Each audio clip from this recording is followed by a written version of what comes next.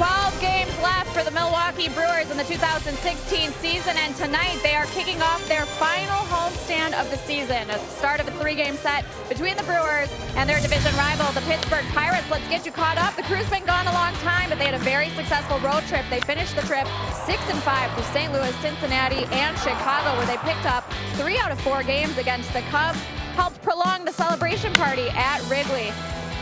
The summer may be coming to an end, but the Brewers' bats are still hot. Their 31 home runs here in the month of September, leading the National League. Ryan Braun and Chris Carter, certainly a big part of that. The Pittsburgh Pirates, the last time they were here at Miller Park, they picked up their first ever 4-game sweep, but since then it has been all downhill for Pittsburgh. They've gone 7-14 over their last 21 games, worse than the National League, and they are now out of the playoff picture. But back here at Miller Park, I'm Sophia Minert, and the Brewers are going by that old saying, it's not how you start, it's how you finish. After starting the season with the month of April, an 8-15 record, they are now playing their best ball of the season here over the month of September. They've gone 11-6 since then. They're 30 home runs, as we said, leading the National League. They're averaging 5 runs a game, and their team earned run average at 2.84. So they're doing it well in all phases of the game, pitching, hitting, great defense. Manager Craig Counsell very pleased with their effort. Here's what second baseman Scooter Gennett had to say about the team's recent success. You want to finish strong. That's always everybody's goal in the year. But I mean, we have a lot to play for right now. We can create some confidence and some positivity out of a not so good year. Just kind of how we finish. So we're trying to finish strong and keep playing good baseball. Like I said, we've been doing it the past couple months. So really just keeping that energy going and just trying to win every night. The Brewers will be without Ryan Braun tonight, but Chris Carter's got a lot to finish for. He's chasing a home run title, his 36 home runs, just 2 off the National League. BA and Rock will tell you more about Carter's power coming up.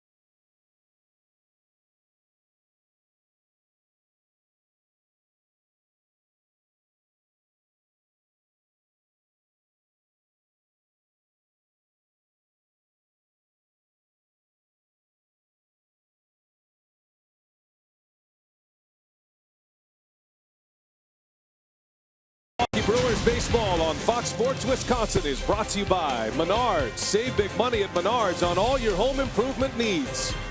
By your local Toyota dealers. Toyota, let's go places. And by Miller Lite, the original light Pilsner. Cheers, it's Miller time. It's a beautiful night for baseball. The roof is open up, and it's Matt Garza night here at Miller Park. He is on the mound. Garza pitching well over his last 4. He's trying to get win number 1 of this homestand.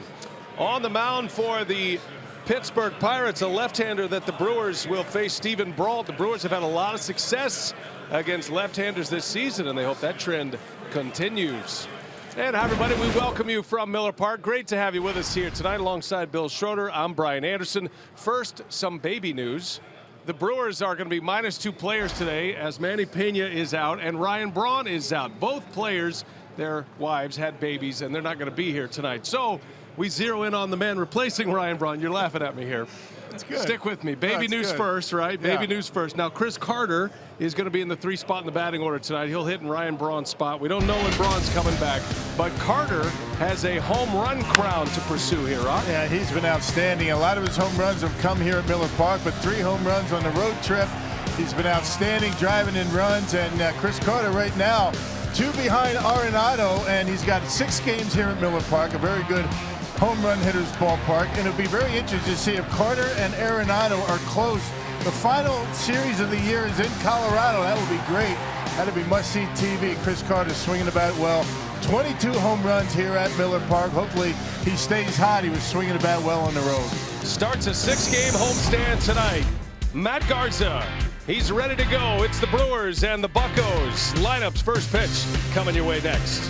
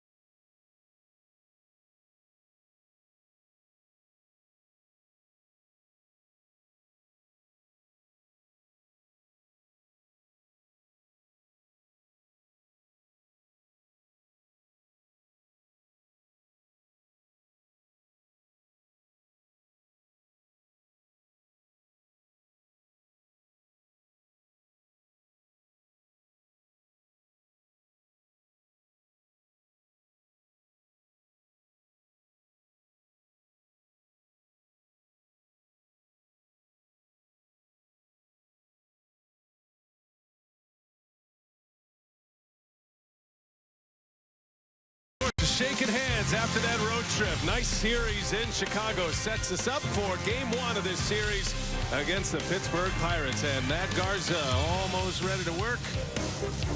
The Buccos in town for 3. And our broadcast tonight presented by Potawatomi Hotel and Casino. Beautiful night in Milwaukee. It's getting dark early, right? We've already hit sundown as we get ready for the first pitch tonight. Brian Anderson, Bill Schroeder, Sophia Minard. Tonight's game being produced by Brent Reeland and directed by Mark Vittorio. 68 degrees and that touch of fall in the air here in the upper Midwest.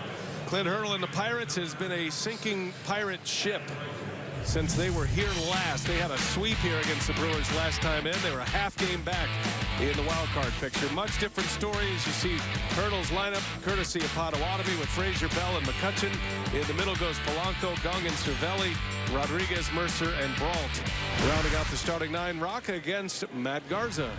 Yeah, Garza lost his last time out at Cincinnati. He gave up 4 unearned runs and a loss. 5 innings, 5 runs. One of them earned, making career start number 13 against the Pirates.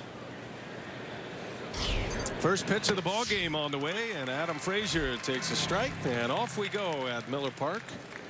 The Pirate left fielder, left-handed hitting Adam Frazier. Some new names in the lineup here for Pittsburgh. There's a shot up, base hit into left field, and that's how the day begins.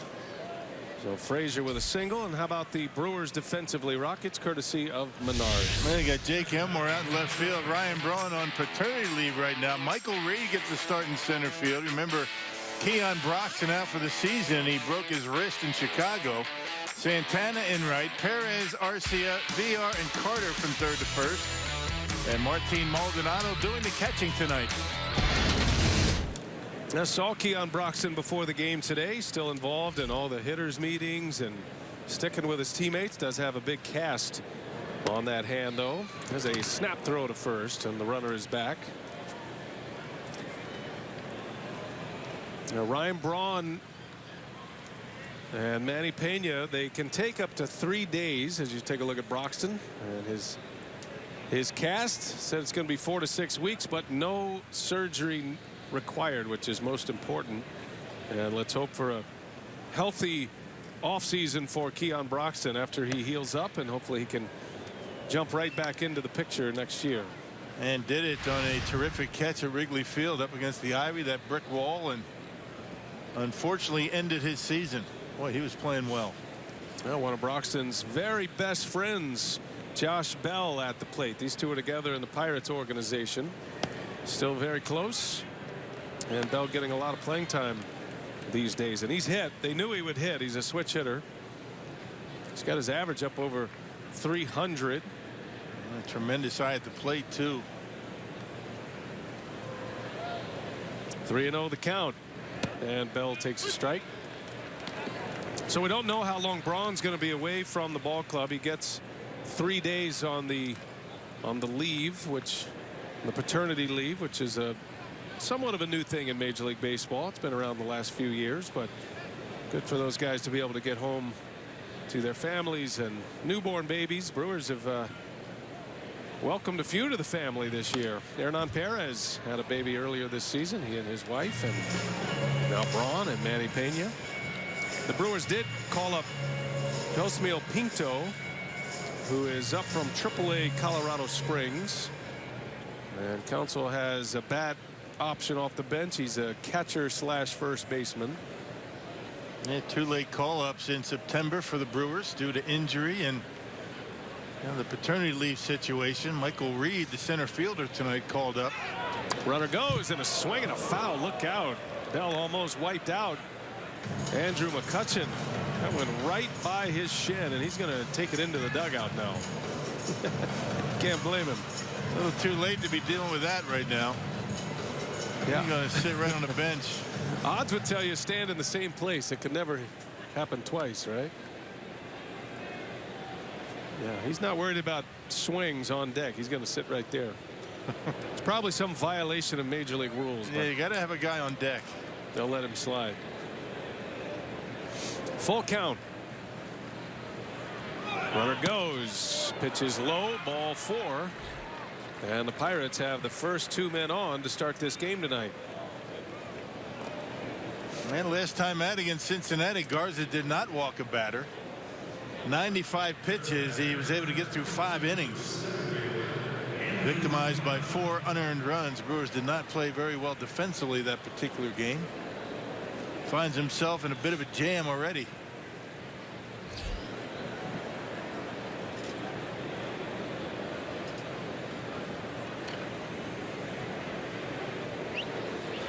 Well, here is McCutchen. Been a down year for the former MVP. And his down year still stacks pretty well with numbers. A 23 homer season at this point, 72 RBIs. But those are not the numbers standard for McCutchen as he whistles that one into left field. That's going to the wall. 1 run is in. Frazier. Bell's going to try to score now. And Bell will score. 2 runs are in on a double by Andrew McCutchen. And the Pirates strike quickly here tonight. Yeah, it took a first pitch slider. It just kind of spun up there. Not much movement on it. So not a very good pitch by Garza. And Andrew McCutchen hits a bullet down the line. A little inexperience in left field for Jake Elmore here at Miller Park. Kind of rattles around in that corner. It took him a while to get to it. And by that time, Bell able to score. Bell can run. Very quick hands up down the middle of the plate. And the Pirates on top 2-0. So a single, a walk, and a double. And a rough start for Matt Garza tonight. Still nobody out. And here is Gregory Polanco.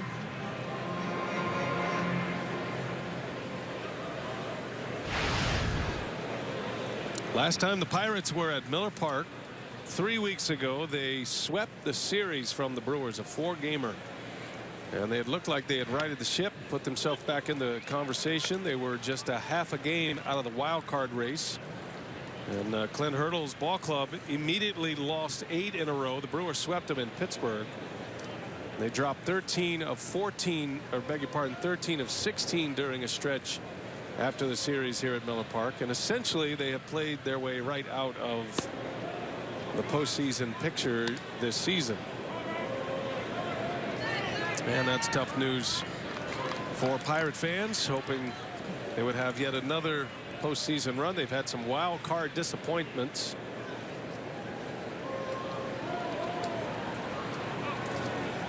And a lot of different issues plaguing the Pirates this year. A lot of injuries to the starting rotation.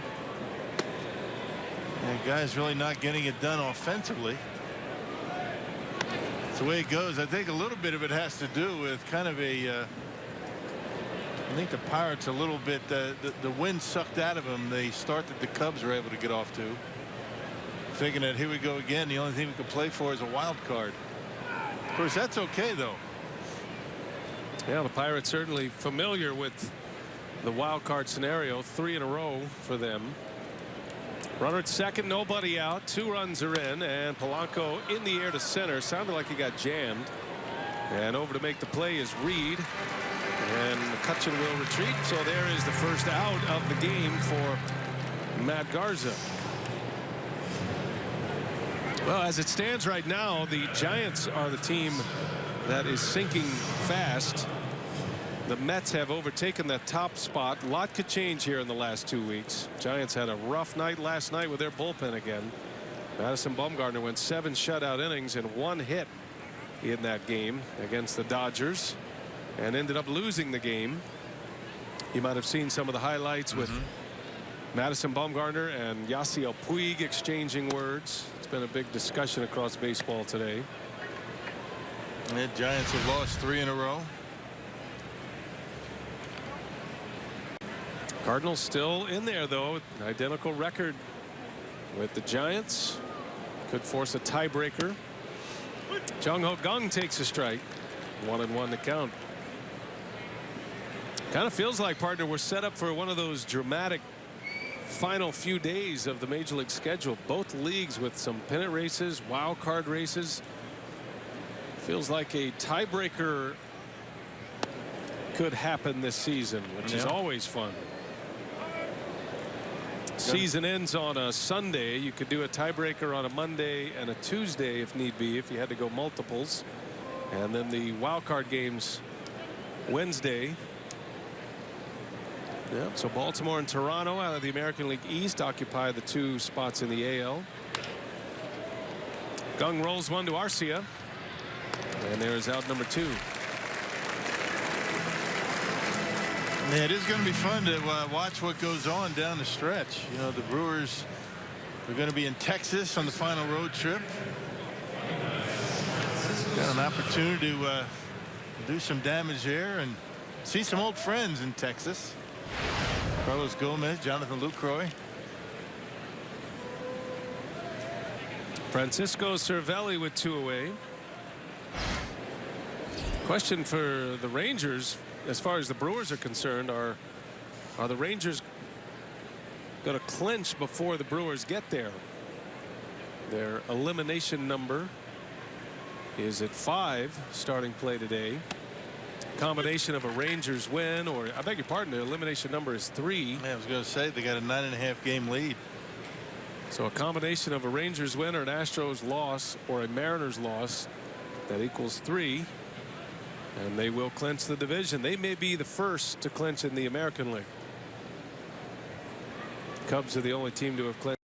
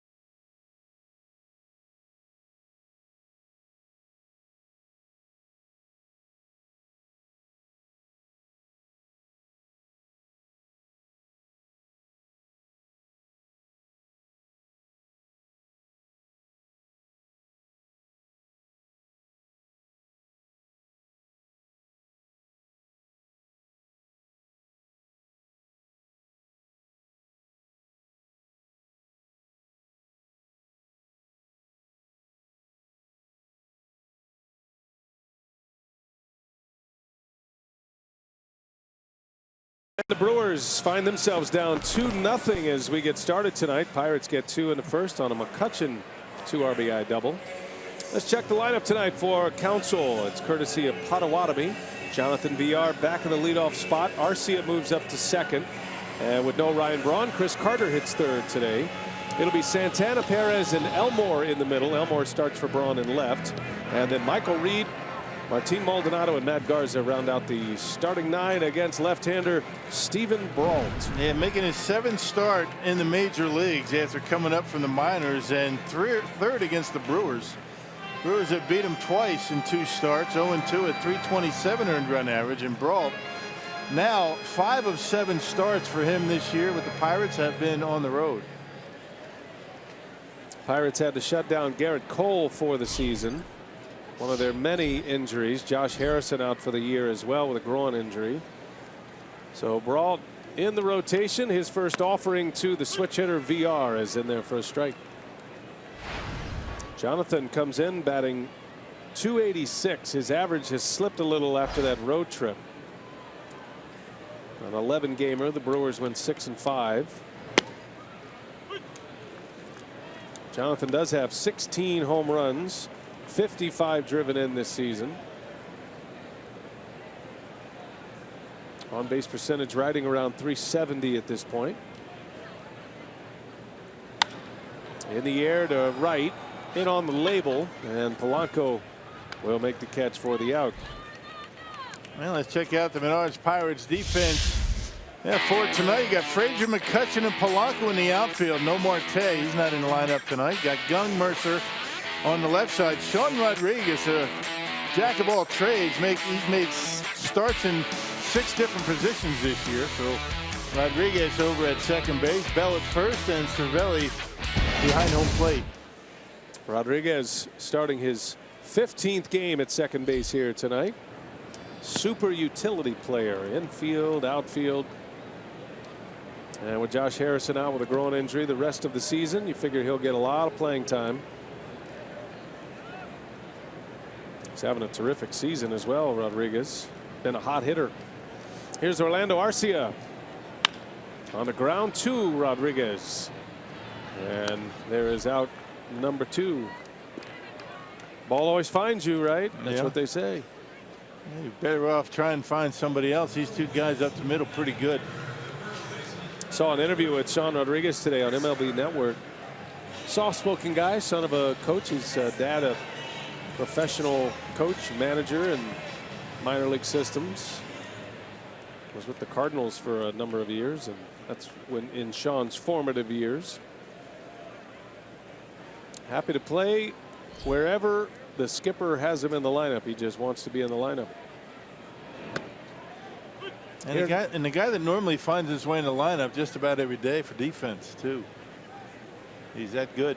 See a lot of them at first base. Chris Carter at the plate. We'll be tracking VR and Carter. Both have a chance to lead the league in home runs and stolen bases, respectively. VR is just 2 stolen bases off the lead.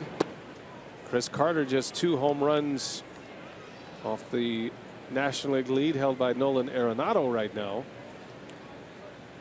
38 for Arenado with the Rockies. You got Bryant with 37 and then Carter with 36.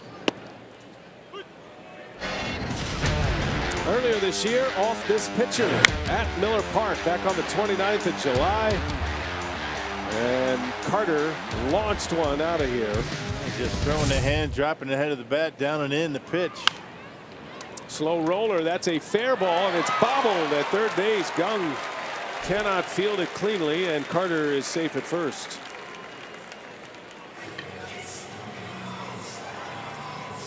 That'll be an E5 on Gung.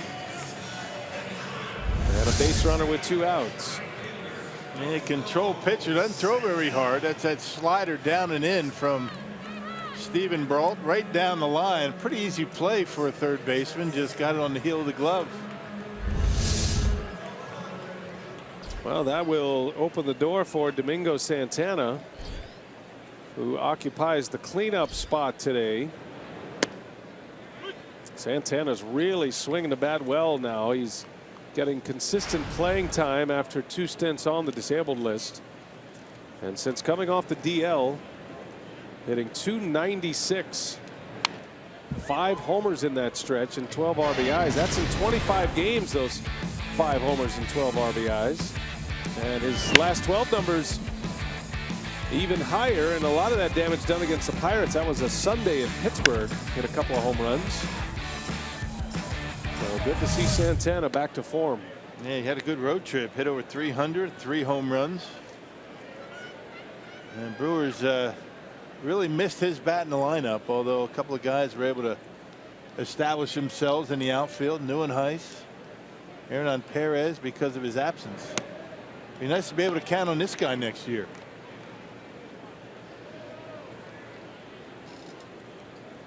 Domingo was the opening day right fielder. Spent time as the leadoff hitter before his injuries. But it speaks to the kind of player he is as Carter gets back on a close play.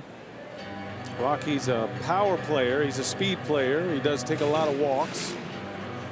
He brings a lot to the table tools wise. Yeah, terrific throwing arm in the outfield, and not necessarily a center fielder by trade. He was playing out there a little bit. Tonight it's Michael Reed.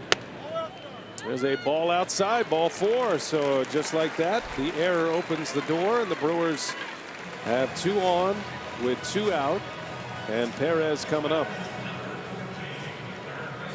You know, although the Brewers have beat him twice in 2 starts, Brault has thrown the baseball pretty well. Last time He gave up only 1 run in 5 innings. But the Pirates lost the game 10-0. So the bullpen let him down. Brock pitched well. Brault making his 7th major league start tonight. Still looking for his first big league win. Hernan Perez at the plate takes ball 1.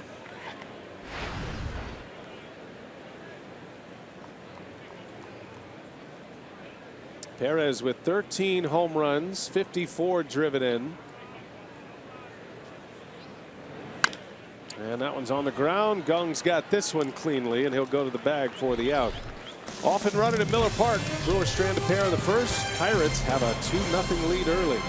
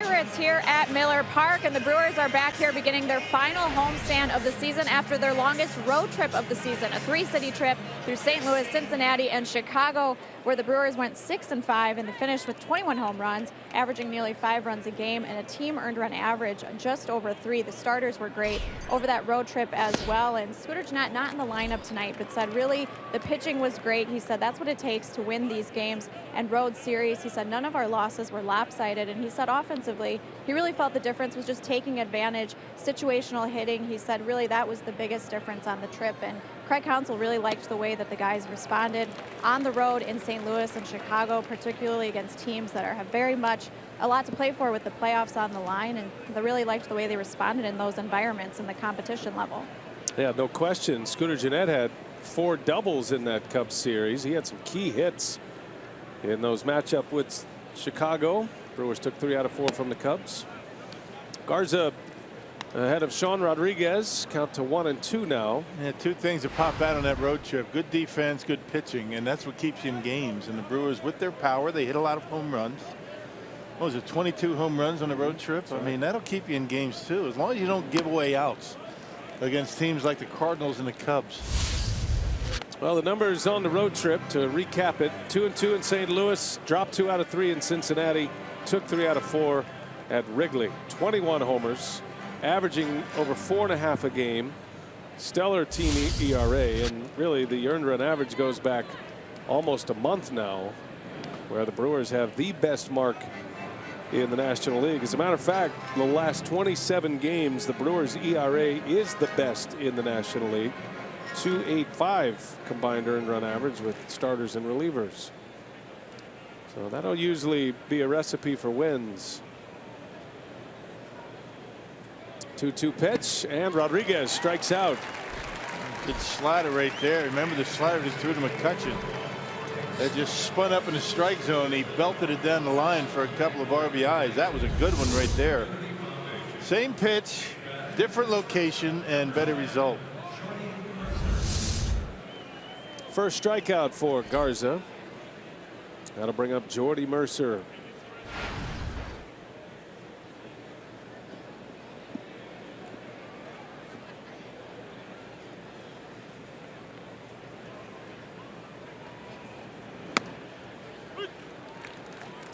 Mercer with some pop in his bat down at the bottom of that lineup.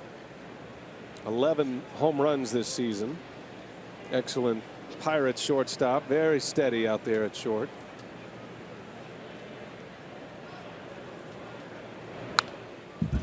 Oh, and 2 the count.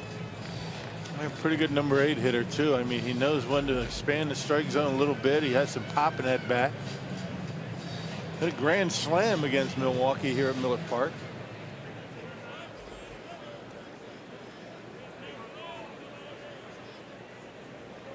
Oh, 2 pitch on the ground, backhanded by Perez. A long throw is a good one. Erdan's got a terrific arm. Mercer is out. 2 gone for Garza here in the 2nd inning, and he's retired 5 in a row since McCutchen's 2 RBI double in the 1st. Yeah, playing behind the bag. Nice easy backhand pickup. Knows he has enough arm. He is able to take time and make a good throw. Didn't rush it. Brewers have 3 shortstops in their infield today. It's shortstops by trade. Perez at third, Arcia is the shortstop, and then VR over at second base. It's a pretty tight defensive unit. I'm sure Chris Carter played the position of shortstop at some point in his amateur career, maybe Little League. I have to ask him that.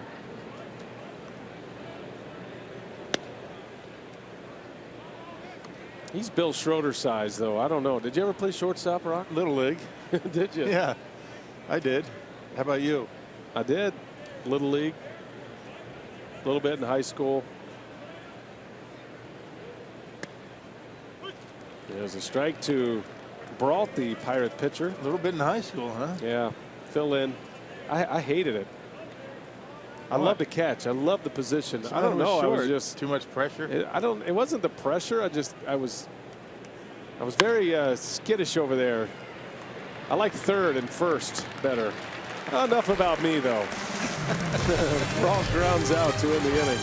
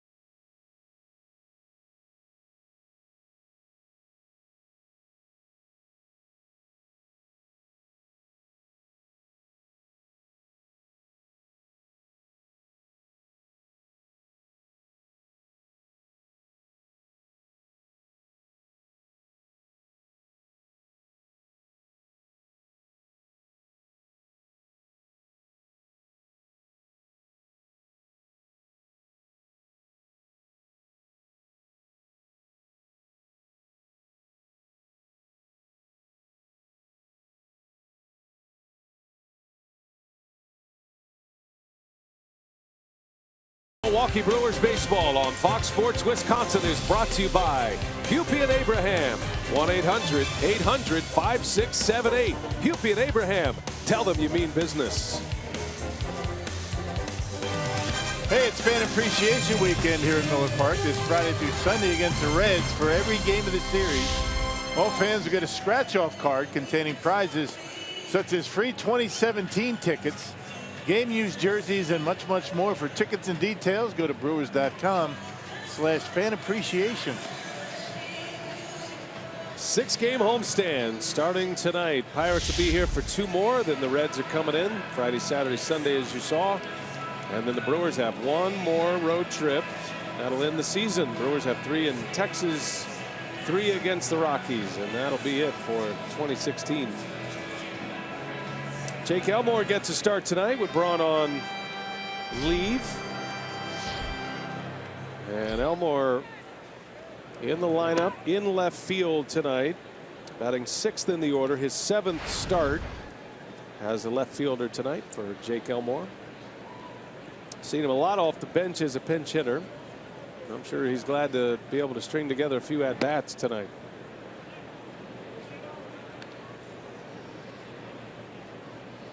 If you're just picking us up and you're wondering about Braun, the Brewers announced today that Braun and his wife Larissa welcomed in their 2nd child last night. So Ryan is on paternity leave, and Manny Pena, Brewers catcher, also welcoming in a child, and he is on paternity leave as well. So by my count, that is 4 Brewer players who have had babies this year. Those 2, Perez and I believe Willie Peralta is the 4th on the baby count. It's been a good year in that regard, right? Got to go with the analytics when you're going with the baby count. Everybody happy and healthy. There's a strike to Elmore, 3-2 the count.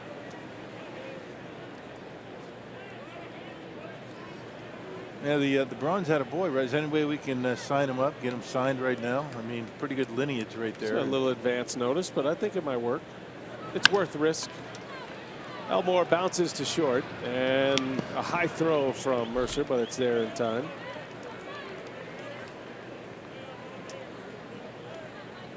Actually, I see Manny Pena down in the dugout. Wasn't sure he was going to be in play today, but apparently he is. Well, they brought up another catcher. They brought up Pinto, who you saw in spring training this year. There's Manny. So what's protocol? You bring cigars for everybody when you come to the ballpark? Maybe for big leaguers? bubblegum cigars these days. Okay. I like that. No smoking facility. You're right. Right. The exploding cigars.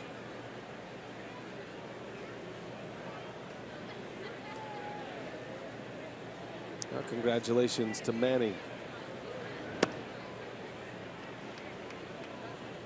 Michael Reed, glad to be back in the big leagues after a full season in AAA.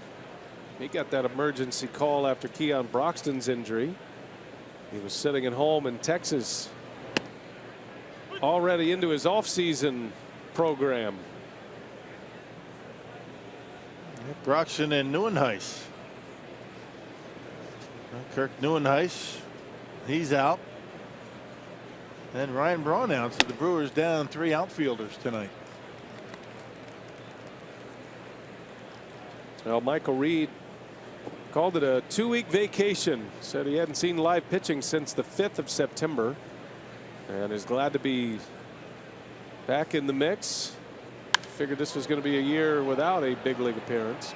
Saw a shot there of Kirk Neuenhuis, who has been out with an abdominal injury. Let's send it down to Sophia. She's got more on Kirk. What do you have, Soph? Well, Craig Counsell said that he was evaluated by the team physician, Dr. William Rosh, yesterday, and really nothing more came out of that other than just the abdominal strain that they had expected. So he's going to continue to be day-to-day as he deals with that. And then for Michael Blazek, he threw a live batting practice today, 20 pitches. Kirk Neuenhuis stood in there, Yadiel Rivera as well. And Craig Counsell said it was a good report, final hurdle for him. He'll be off tomorrow and available Thursday should there be no setback. Well, that'd be great for him, for Blazek to get back, no question.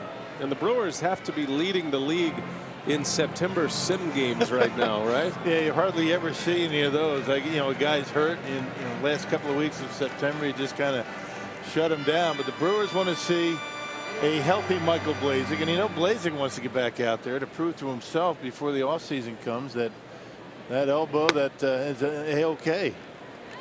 That is a swing, according to first base umpire Jerry Lane. And Michael Reed is out on strikes, second out of the inning. He thought he had drawn ball 4. I don't know. That easily could have been a check swing. Jerry Lane very nonchalantly rings him up. Well, it looked like he held up.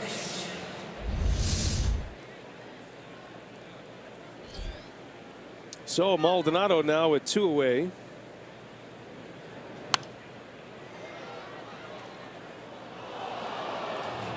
Yeah, but the last thing a guy that has, you know, like Blazek wants to do is get into the offseason. You know, not feeling 100%, not even knowing how he's going to feel in a game situation. So that's why the Brewers are very anxious to get him back, whether they can count on him for 2017 or not. He was having a great year. Started the year strong. He and Thornburg were operating well with the injuries to Knebel and Smith, setting up for Jeremy Jeffress.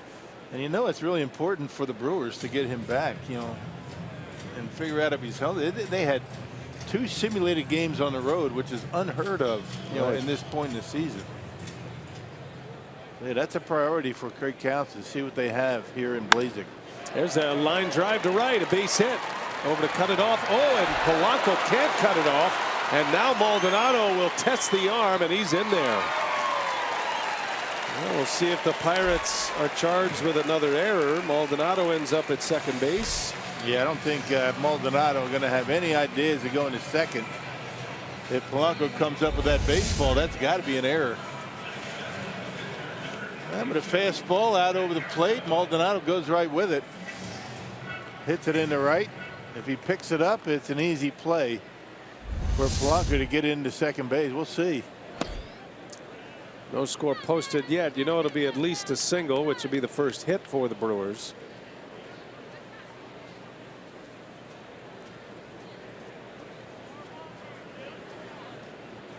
Garza up there with 2 outs. 1-1 the count. So it has come down as an E9. 5th error for Polanco in right field. Single and an error for Maldonado. 2nd error of the game for Pittsburgh. Yeah, he had a very tough series against the Brewers in Pittsburgh. Made a lot of bad plays out there, not just errors, but plays he should have made, did not. And boots one early tonight.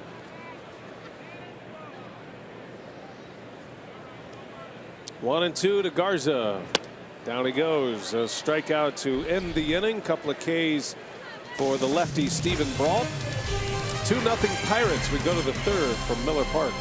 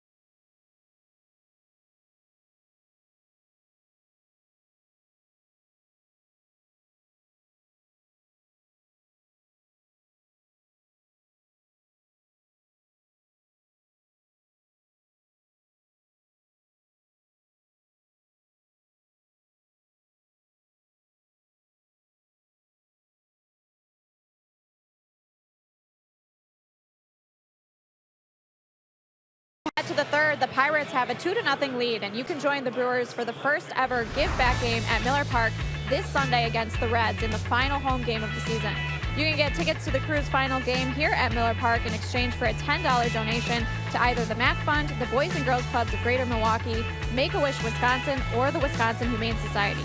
You can donate today at brewers.com/giveback. And tickets are still available, so be sure to come out, see the crew for one final time on Sunday. Yeah, you hope you'll join us. That's a great time. It's going to be the last home game of the year, and then they'll close it down. And it'll be a long time. It'll feel like a long time before the next game. Take advantage if you can. It'll be a lot of fun here, and it helps great charities that the Brewers are involved with. 4 different charities, as Sophia mentioned. Here we go to inning number 3. The Pirates are coming up. They scored twice in the first. Andrew McCutchen drove both runs in with a double before there was an out. Garza has not allowed a batter to reach since. 6 in a row since that McCutchen double. And here's the man who started it all in the first, Adam Frazier. You know, we go around to the big leagues, you know, that 3-game road trip. I mean, all these stadiums, they look great, but how good does this field look today? Yeah, I was thinking that as well when we walked in. Michael Betcher and his crew. That green grass is popping today. Yeah. Looks beautiful, perfectly manicured. And Michael and his crew, we should take a moment to recognize the grounds crew here. They do fantastic work. The ballpark's always in immaculate condition. Yeah, hardly ever, you know, get a bad hop on that infield, and you know the players rave about the surface. Both the Brewers and the visiting team. Top notch. There's always that moment when you walk in a ballpark, and if you're a fan and you've had that experience of walking through the tunnel or the first time you get to see the field. I mean, I can vividly remember my first experience seeing that green grass, healthy grass. That looks awesome. Take a lot of pride in their work, and they spend a lot of time. That's the walk right there. Hard not to trip when you're staring at the beautiful field.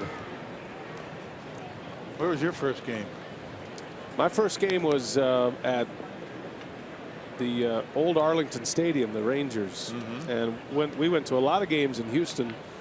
So there's nothing more beautiful than that green artificial grass. It was really green. A lot of times it had football stripes on it too. Yeah. Quite the memory.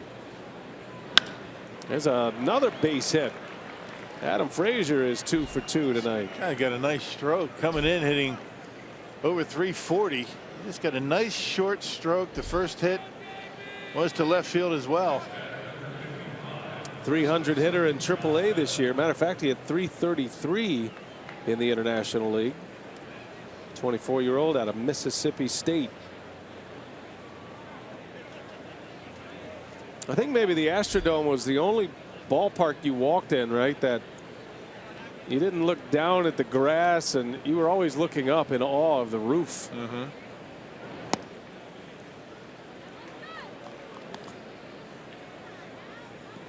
Well, they used to have grass there when they first opened, right? They had the glass roof. Didn't last long. And they burned the grass alive, right? Mickey Mantle played there in an exhibition game the Yankees were in when they had grass. 8th wonder of the world, they called it. We've got the best of both worlds here. Yeah.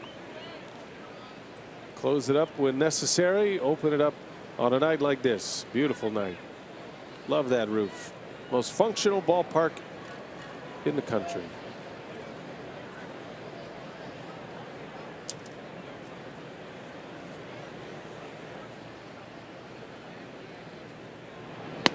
Bell takes a strike.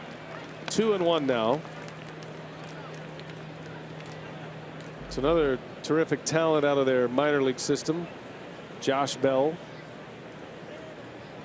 I don't think the Pirates are quite yet settled on a position for him. He is a below average fielder, first base tonight. They've tried him in the outfield, but he is a hitter. Got a chance at 2 here. Arcia's got it. Will wave off VR. Fires a strike to first and a double play. 6-3 double play and 2 outs with 1 pitch for Garza. And found himself down in the count 2-0. He fell behind Bell early in his first at bat, walked him, but able to get that 2-seam fastball down enough to get his ground ball. Good job by Garza keeping it down, and that's an easy double play for Arcia. You ever notice watching Arcia here, and we've seen him play about 6 weeks now. He arrived first week of August, but it is remarkable how often he catches the baseball in the perfect spot in the glove. What heel of the glove. Hitters have sweet spots on the bat, right? And so do fielders, and it's right there where he can feel the baseball, still get his hand on the baseball, and make a good throw. It's really impressive. Yeah, you don't want to catch the ball in the webbing if you can help it, because it takes a little bit longer to dig it out and get a throw off. This guy's practiced catching it in the palm of the glove, so it's an easy transfer from glove to hand. There's a strike to McCutchen. Now watch where he catches this ball right here. Watch how much he spreads that glove out. Right up there, never touches the webbing, and then rolls right into the bare hand, and an easy throw. But that takes a lot of practice. Even though he's only 22, he's done that a million times. A called strike 3. McCutchen doesn't like the call, and he's barking a little as Matt Garza rings the bell, and the inning is over. A leadoff single wiped out with a double play. Garza hits the spot, and McCutchen is gone.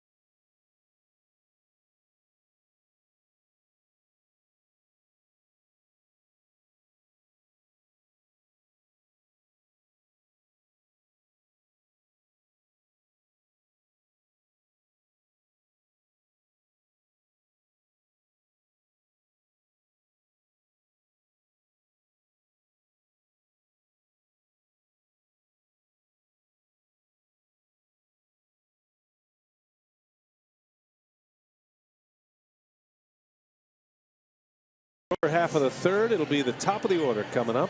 Both runs coming for the Pirates in the first inning. Andrew McCutchen with a 2 RBI double. McCutchen was just rung up on a called strike 3. And Garza with back-to-back scoreless innings. Borderline, but looked like it had the plate. Enough of it anyway. There's a bunt by VR. It's foul.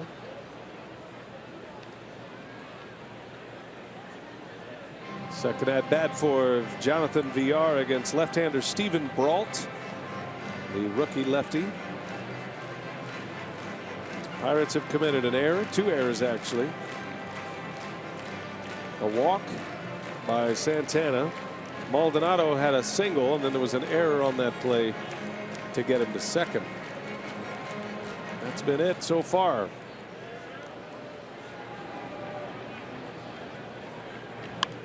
Another bunt attempt. That one's in the air, and that one's as easy as it gets. Out number 1, a pop-up bunt from VR. Yeah, just dropped the barrel of the bat, popped it right up. Nothing irritates a hitter more than that. You kind of feel like you just gave one away.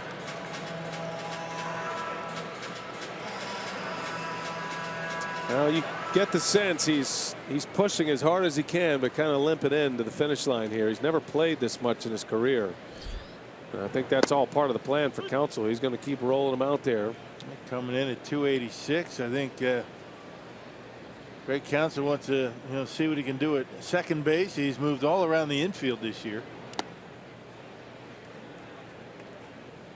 But yeah, he was hitting 300 just about all year, and just recently dipped below 290. 1 ball, 1 strike. Arcia at the plate, and a little slow roll to third. Gung makes the play at out number 2. 2 up, 2 down for Brault. I'll tell you, Brault does a pretty good job changing speeds. I mean, he doesn't throw hard. You know, 92, 3 with the fastball, maybe 94 once in a while, but you know, the slider more like a cutter and a changeup, and able to get in on the hands of Arcia there on the slider down and in. He's winless, but he's thrown well.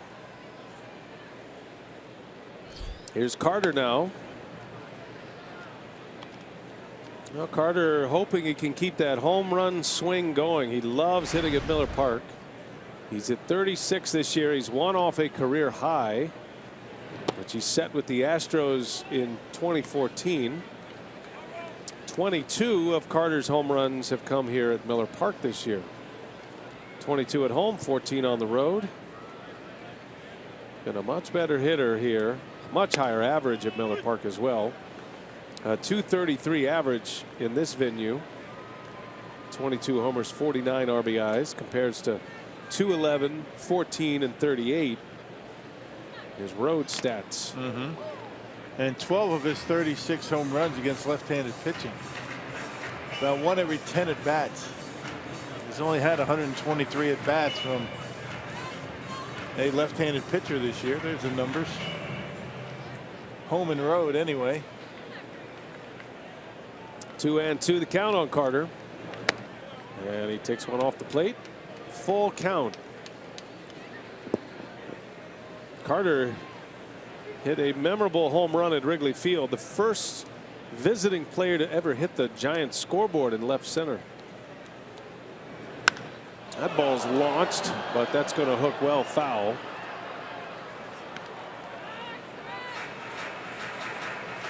Man, that was a grand slam that Carter hit off that scoreboard at Wrigley. His first of the year. Matter of fact, it was his first hit with the bases loaded this year.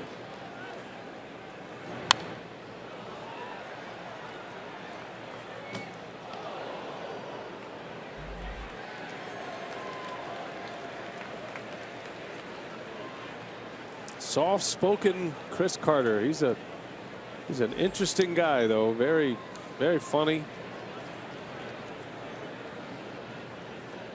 Thoughtful guy. Great presence with this Brewers ball club. Can't find anybody who dislikes Chris Carter. He's about as easygoing as it gets. And after his at bat, you wouldn't know if he struck out or hit a grand slam by looking at him. Never changes expression. 3-2 again. Carter breaks his bat. Little flare into right field. That's down. A base hit. They had the shift on, and that's an easy single for Carter. And you can tell his teammates love him just by their reaction. That'll balance the spray chart a little bit. Yeah, kind of a double clutch for Carter. He keeps the bat back long enough. That was a slider. Gets it down on the handle. You can see the bat breaks in half, and able to muscle it out there for a base hit to right.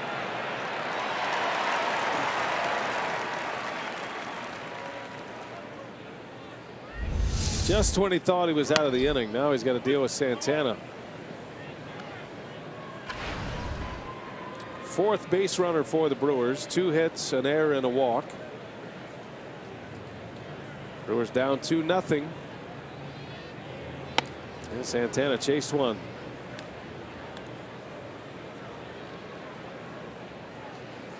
Hitters call fastballs in the 89 to 92 mile-an-hour range hitting speed. But even in that miles per hour range, it's tough to get to upstairs like that. Yeah, pitches, you know, breaking, moving away, moving down and in. A lot more to hitting than just speed. Just ask Zach Davies about that. 1-2 the count. And that one's into right center. That ball's hit well. That's going to go all the way into the gap. Carter around third. He's going to try to score. Here comes a throw, and Carter is in there. The throw is mishandled. Carter scores. Santana with an RBI, and the Brewers put their first run on the board here in the third inning. You wonder how much of that miss by Cervelli had to do with Chris Carter bearing in on him. The throw takes him into the base path in front of home plate, and I don't blame him for being a little bit skittish. Talking about Cervelli, there's a nice piece of hitting by Santana going to the opposite field. And he races on. The baseball to home plate or Chris Carter. The ball beat him. The ball beats him by plenty, but kind of an in-between hop. And it will be an RBI and a double for Domingo Santana. Santana does go to third on the throw to the plate. And now Perez up there with the tying run at third base. I think Cervelli might have been a bit spooked by Carter coming in on him. I agree with you. I mean, check it out. I mean, not the greatest of throws. Kind of an in-between hop, but one that normally you're going to be able to handle. Carter able to score standing up. As a catcher, trying to get the ball in your glove as fast as possible to brace yourself for a tag. Most of the collisions are a thing of the past in Major League Baseball, but you have to hear those footsteps from Chris Carter. He is a giant man rounding third base and headed home. Or as Jim Gandon would say, he heard footprints.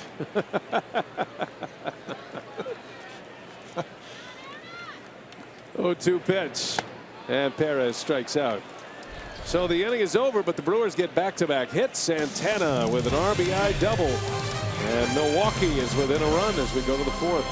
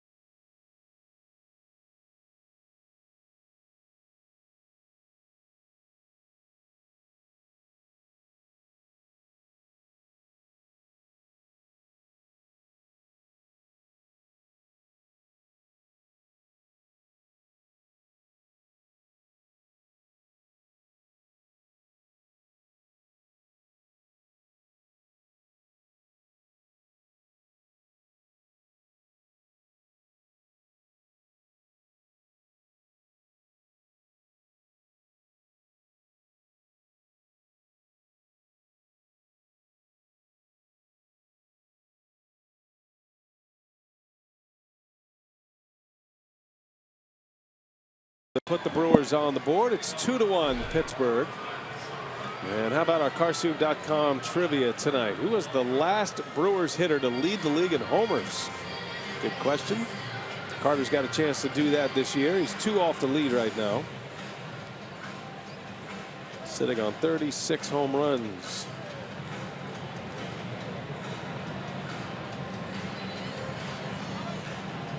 Gregory Polanco will start it for the Buccos in the fourth.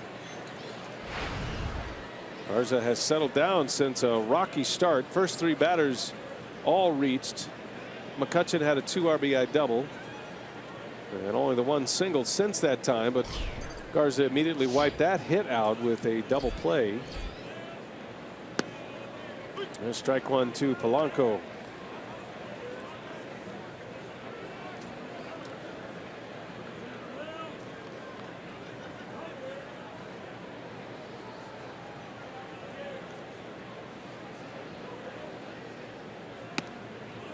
Pirates made that great run. They erased 20 years without a playoff. 3 seasons ago, Clint Hurdle took a Rockies team to the World Series in '07. And looked like he had a chance to do that with the Pirates on a couple of occasions. But it's hard to get a read on this team right now, Rock. They have great talent. They are certainly well positioned to continue to be relevant and challenge for division titles. And I'm talking about in the years to come. Got great young players. They got a great young pitching staff. And they got to get them healthy, though. I mean, Garrett Cole, their ace, you know, there he is right there. That he has been on the disabled list now for about a month. Ground ball to Carter. He'll glove it, take it himself, and Polanco is out. It's kind of interesting that right in the beginning, you know, this stretch run trading deadline, they traded their closer, Mark Melanson. Interesting move for a team that is looking to get back to the postseason. But I think the Pirates realize that although their offense has been pretty good, you know, that starting rotation has been a mess. Melanson pitching well, closing games for the Washington Nationals, who are soon to be wrapping up the National League East. Jung Ho Kang takes a strike from Garza. Pirates were able to get a couple of prospects back from the Nationals. Felipe Rivero, who we've seen pitch very well, and a minor leaguer named Taylor Hearn. You know, that Rivero, that from what we've seen of him, that left-hander, he gets it up there in the upper 90s. That guy can throw. They closer in the waiting. They got a couple of guys who can close out games. They got Neftali Feliz, Tony Watson. A swing and a miss. Garza with a strikeout. He gets Kang. 2 up and 2 down. And strikeout number 3 for Matt. So I guess if you're the Pirates, you're looking forward. You're thinking, all right, Melanson, we can get something for him. We got some guys that can close. And 3 pitches, they get Kang. Good location by Garza.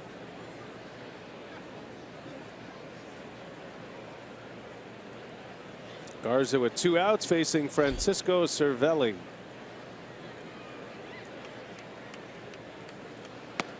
And a strike on Cervelli.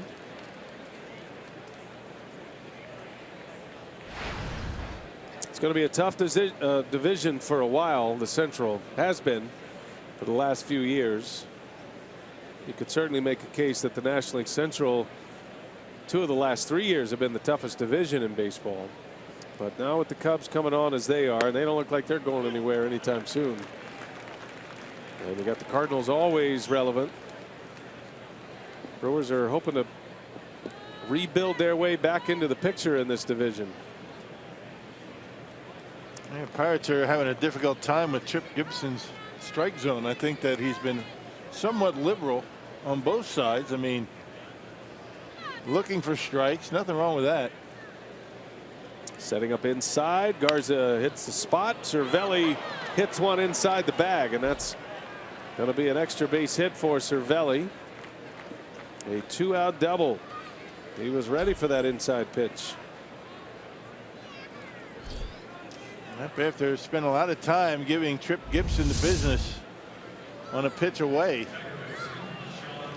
Garza comes inside, not a bad pitch. It was in off the plate, but looked like Cervelli was waiting for it. Ripped it down the line.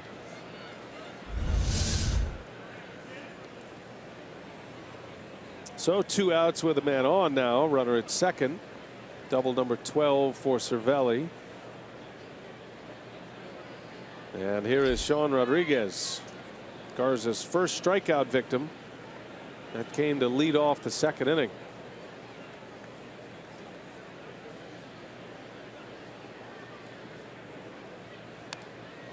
He's got Rodriguez in swing mode up there. He struck him out on a breaking ball last time up. And a good one. That last one he threw him, that slider was a hanger. And he got away with it. Wouldn't try that one again.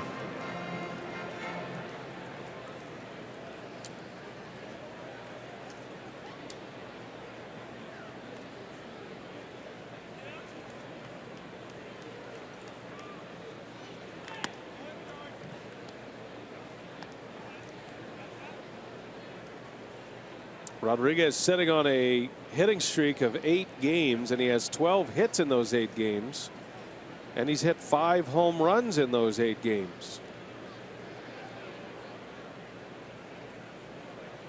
5 homers, 12 RBIs Finding his name in the lineup every day these days.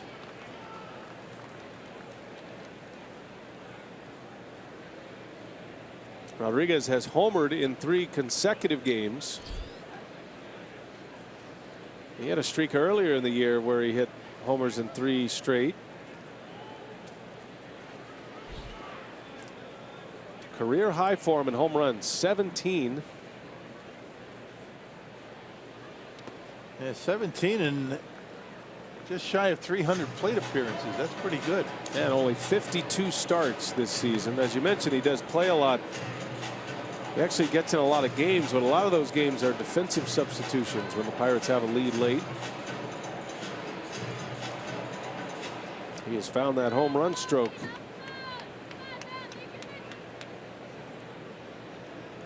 Garza behind him, 3-1. 2 outs in the 4th. Brewers just scored a run to make it 2-1 after the Pirates got 2 in the 1st. There's a wave and a miss. That breaking ball is giving him fits. Yeah, that's a good one that time. Hung the first one. That second one right there was a good one. You can see the release on it. Doesn't break until right as it gets to home plate. That's a good slider.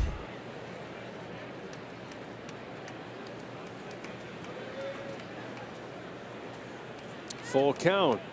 Cervelli at second. And Garza with a fastball. He missed and just missed. I think he had him fooled. He was looking for a breaking ball, but he missed the spot, and 2 on now with 2 away. That's a good 2-seam fastball. You're going to get a lot of swings on that pitch. But Rodriguez held up.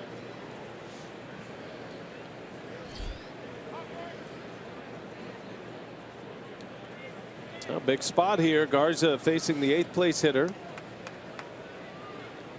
A hitter with some pop in his bat. And Mercer up the middle, a base hit. And here comes Cervelli around third. The throw goes to third and out at third, but the run scores. So the Pirates will add to their lead. Trip Gibson scored the run before the out was recorded, but the inning is over. Good throw from center field by Michael Reed to end it.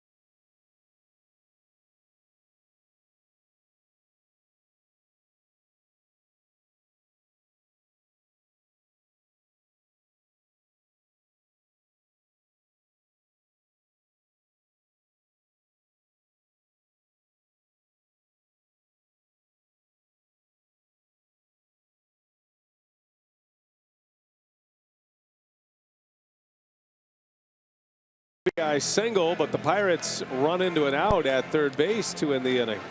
That's some good heads up play by Michael Reed out in center field. He knew he didn't have a shot at the runner going to home plate. Cervelli able to score. Makes a good throw into third base. And I think Rodriguez stops just to make sure that the run's going to score. Didn't want to run right into the out. So on a play that looked a little peculiar, that's why he did that. And backs up a little bit to give his runner Cervelli time to score. Trip Gibson scored the runner. And it's 3-1 Pittsburgh. So now the Brewers find themselves down 2 once again. And Jake Elmore will lead off for Milwaukee. Elmore, Reed, and Maldonado coming up for the Brewers against Steven Brault.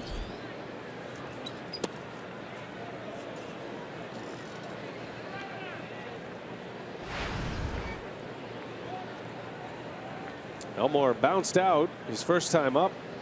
Got ahead in the count 3-0. Brault came all the way back to get him on the ground ball. Everybody's squawking about that strike zone. Brewers dugouts giving Trip Gibson the business. 1 ball, 1 strike. You might have heard Trip Gibson yell into the dugout. I've been calling that all day. All three and a half innings. Been calling that my whole life. That usually always calms down. Oh yeah, that's good. The manager, right? Either that or it's September baseball, fellas. Come up there swinging. It's good. I'm all for it. Promotes action. And Elmore to the right side. Nice pickup by Rodriguez. Good play for the out. Elmore is 0 for 2. A couple of ground outs. Hey, the Brewers and Pirates continue this series tomorrow night at 7 o'clock before closing out the series on Thursday night. That's a final meeting this year between the Brewers and Pirates. Great seats are still available at Brewers.com.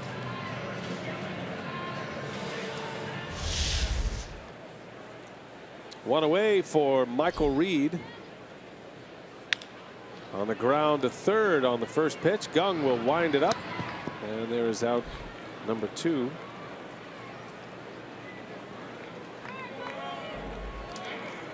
I think these Pirates infielders know that that throw to first base has to be pretty well on the money. You could just see in the actions of Josh Bell. He's not quite comfortable over there at first base with his footwork and the way he catches the ball. Doesn't feel easy for him, let's put it that way. Yeah, that can put a lot of pressure on an infielder. And you know how good a good defensive first baseman can be for your infield. You have belly out once in a while, and when you're over there in the infield, you know, making sure your throw is perfect because you're not real comfortable with your first baseman. That can create a lot of problems.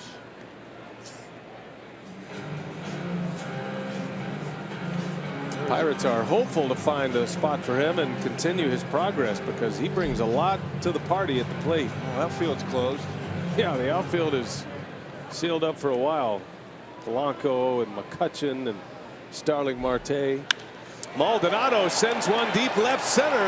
That is back there, and it is gone. A home run for Martin Maldonado, number 8 on the season. And the Brewers are back within a run.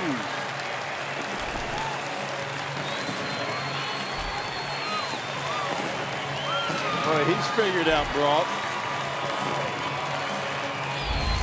A couple of at-bats, 2 hits. There's a fastball away, almost identical to the pitch that he hit for a single to right field his first time up.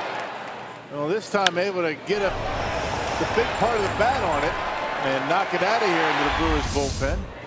Powerball home run number 8 for Maldonado gives him 20 RBIs. 2 for 2 tonight against the left-hander. And it's 3-2. Here's Garza now with 2 outs. Well, you know, Martin Maldonado wants to have a strong finish, not just behind home plate where he is very good all the time. Just he wants to hit. He wants to show that he can be an everyday catcher.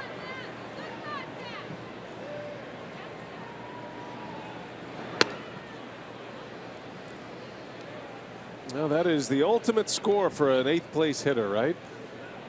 With 2 outs to hit a home run, get the run on the board, and you get to clear the pitcher spot.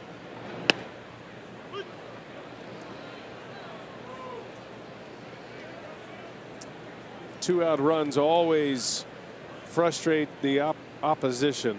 Particularly when the pitcher's on deck. with nobody out. He's got one hit all year. Well, he has some pop in that bat. He'll run into him once in a while. Hit that one hard. Garza strikes out, and the inning is over. But the Brewers get a home run from Martin Maldonado, a 2-out solo home run. Maldonado ties a career high in homers. His 8th, makes it 3-2.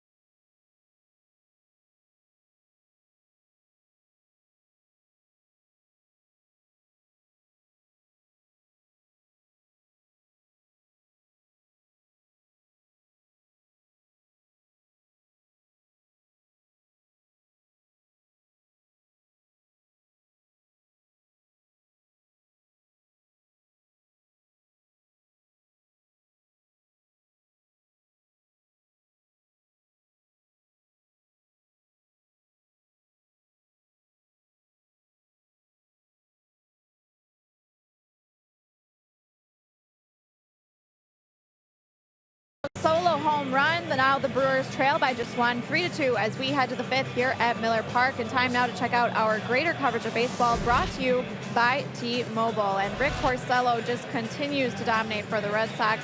Improves to 21-4 on a complete game. Gave up just 2 runs on 4 hits. No walks, 7 strikeouts, all in a very effective 89 pitches. And former Brewer Marco Estrada had a great night as well. Took a no-hitter into the 7th, would give up just that 1 hit. 7 shutout innings for him, 8 strikeouts as well in the win. And Adrian Gonzalez, we talked about it earlier in the game, the big series between the Dodgers and the Giants. Gonzalez was the hero with the walk-off double in the 9th. And you guys mentioned that big incident between Yasiel Puig and Madison Bumgarner. There's a lot of history there, and that blew up last night as well. It did, and it was interesting to watch. There's a long history between Bumgarner and Yasiel Puig. I got to lay that one on Bumgarner from last night, though. I didn't think Puig really did anything but run to first. Yeah, a lot of tension, right? It's been a fun rivalry to watch. The Giants are really struggling right now, but that is, I think, at this point, probably the best rivalry going in the big leagues, with the Giants and the Dodgers. There's no love lost between those two. No, never has been. Garza back to work. He'll have the pitcher leading off, Stephen Brault. Giants are in Los Angeles tonight again. That is Johnny Cueto against Rich Hill. Dodgers keep stretching their lead in the division. Los Angeles now a 6-game lead. There are very little intrigue with division races in the National League. Really, all the division races are starting to stretch a little bit. Boston has a 4-game lead over Baltimore in the American League East. They're up 4 on Baltimore and Toronto. That's the closest division lead that we have. Cleveland's up 7 on the Tigers. Rangers up 9.5 on the Mariners and the Astros.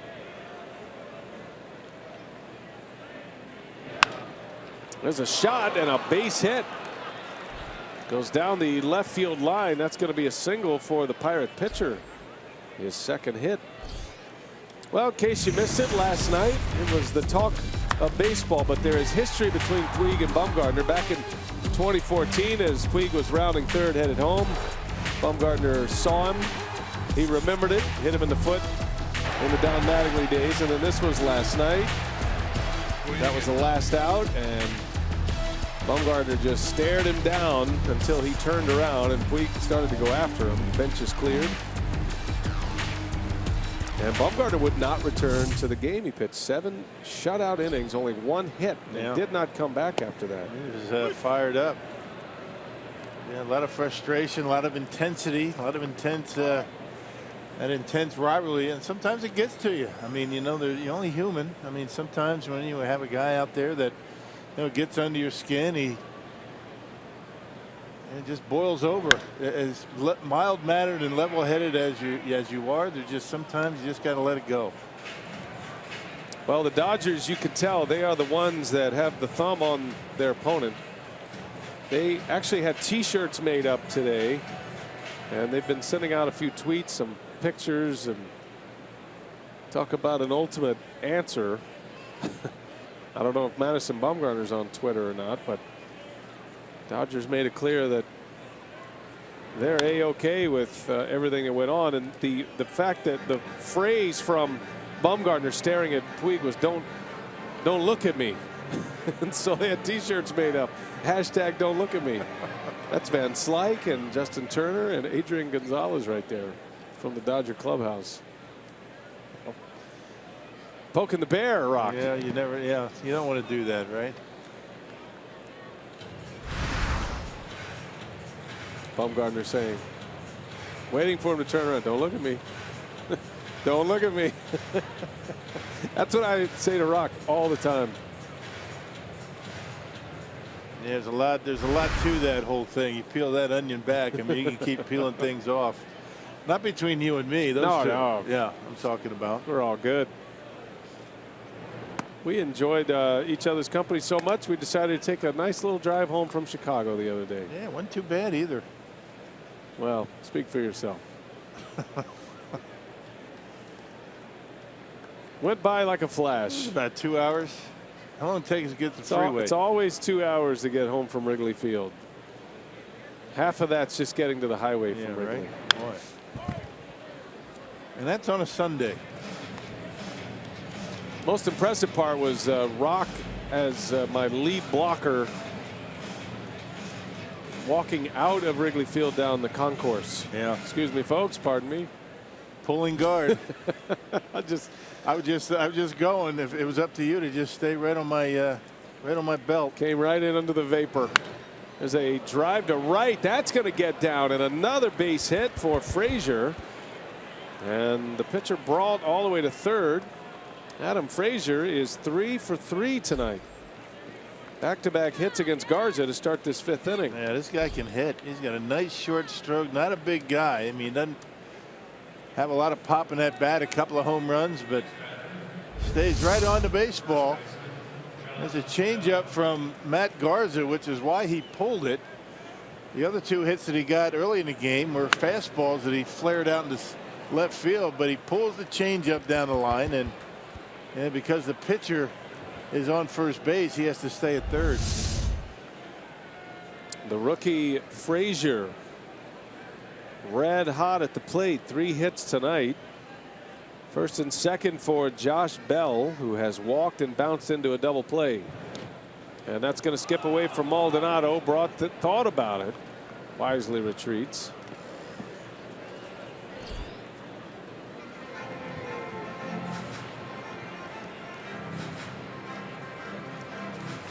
Activity in the Brewers bullpen. Ben Rowan is the right-hander, and therefore protection. I guess that's what he's doing out there, right? The left-hander, Brent Suter. Yeah. Just keeping an eye on everything. I thought for a minute he was actually going to start throwing, but he's no, just sitting there. He's just a fidgety guy. He just got to get up and down a lot. Now have a meeting at the mound. Maldonado and Garza getting the sign straight. And Suter had a lot of responsibility at Wrigley Field with the bullpens in play. He was up. He was a guy every time. He'd be protecting the catcher down there, and loved every minute of it. He's not a guy that seems like he likes to sit around a whole lot. He's a thinker. He's a Harvard grad.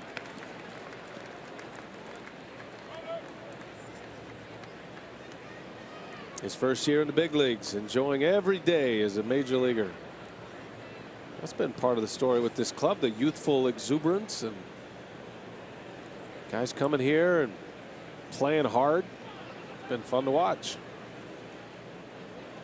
1 ball, 1 strike. Bell takes one inside. It was really nice the way the team responded at Wrigley Field, taking 3 out of 4. Played well. I mean, didn't make a lot of mistakes, and I guess that's the way you have to play to beat the Cubs, especially at home.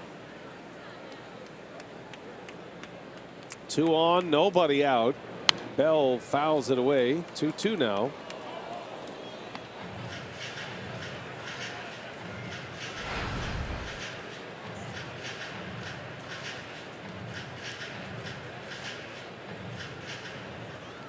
'24-year-old Josh Bell, also in his first year in the big leagues. He's held his own. He's worked his way into that lineup often. 2-2 pitch, fouls it away. Bell was teammates with Adam Frazier down at AAA Indianapolis. It's quite a combo, those two. Frazier hit .333 down there. Bell hit .295 in AAA and hit 14 homers, drove in 60. He stacked up some pretty big numbers.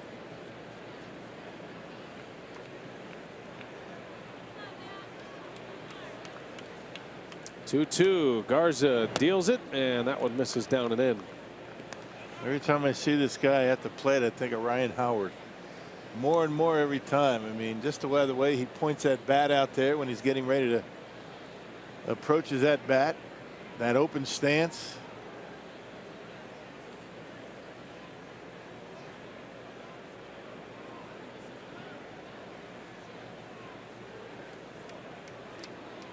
He's big like Ryan Howard. He's 6'2", 245.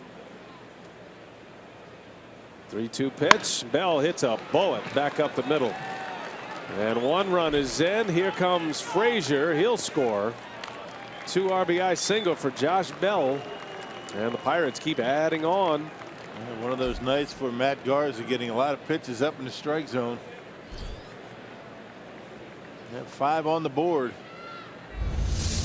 And still nobody out. And fastball. Look at the location. Up, outer half, and Bell didn't try and pull it. Right back through the middle. And with Frazier's speed, he scores easily. And that's going to do it for Garza. Craig Counsell has seen enough. He'll make the call to the bullpen. Garza cannot get it out in the 5th, and he will exit with 5 runs in. And the Brewers down 5-2. Pitching change at Miller Park. We'll set up the new hurler when we continue.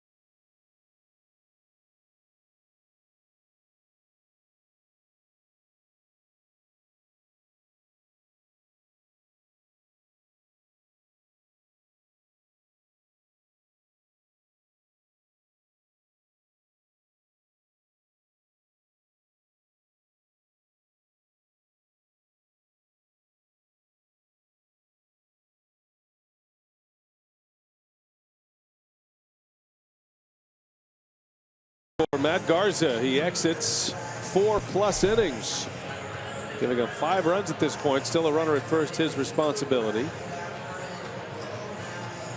They just couldn't get the baseball down on a consistent enough basis to keep the Pirates down. Every one of their hits came on pitches up. As Ben Rowan takes over here in the 5th inning, nobody out, a man at first base. 4th appearance for the Submariner. Yeah, tough arm angle for right-handed hitters.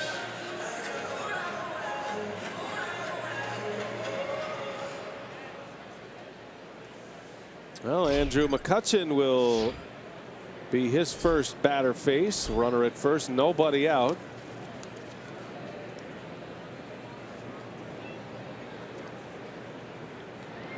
Yeah, McCutchen takes a strike. McCutchen drove in 2 runs in the first, had a 2 RBI double, and then was called out on strikes in the 3rd. Garza had it rolling pretty good after that 2 RBI double. At one point had retired 6 in a row. Gave up a run in the 4th. Had 3 batters reach base in the 4th inning, 2 hits and a walk, and then could not get an out here in the 5th. 3 hits, 2 runs in.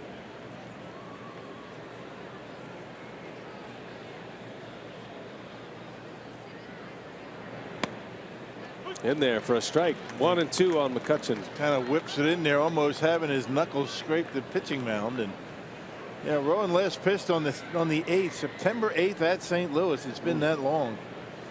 Yeah, 12 days. Gave up a run on 3 hits in an inning of work at Busch.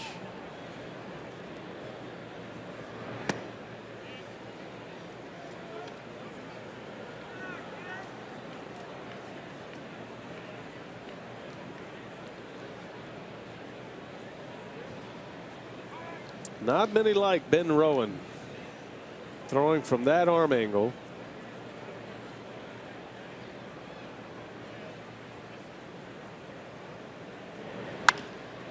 Bouncing ball that is going to get through, a base hit, and that'll be 1st and 2nd now with nobody out. The 4th consecutive hit for the Pirates. Stuck his bat out there on a pitch away, and you can see he's put a finger to the head, saying that's a smart at bat. I don't know if he was talking about he on the at bat or Josh Bell not trying to go to 3rd base. You know, just concentrating on getting on top of that baseball and just shooting it into right field. Good job by McCutchen.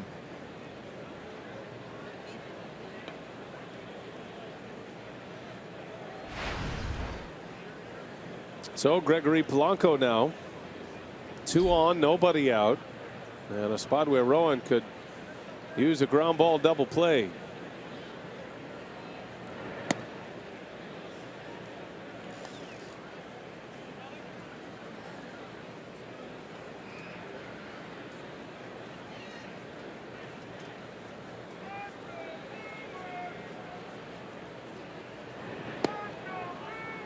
Rowan's been throwing submarine styles since his first year of college. Went to Virginia Tech. Now 27 years of age.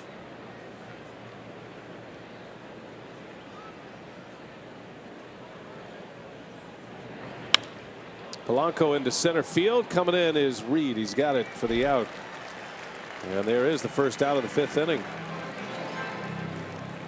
Left-handed hitters usually get a better look at guys like Rowan that throws sidearm submarine style.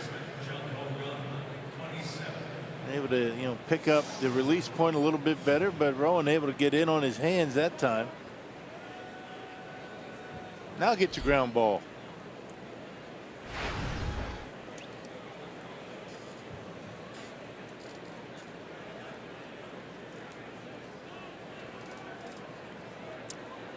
Jung Ho Kang at the plate with 2 on.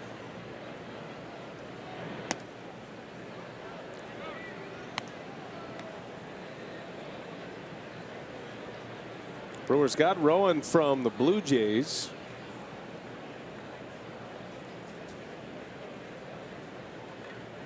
Had some big league time with the Rangers a couple of years ago. Said he was a sidearm pitcher in high school and then went ahead and went all the way under, submarine style. Yeah, why go halfway, right? It's taken him far. It's taken him further than anybody imagined he would get in a professional career. He didn't have the big velocity. Had the height though and the angle. He's a 6'4".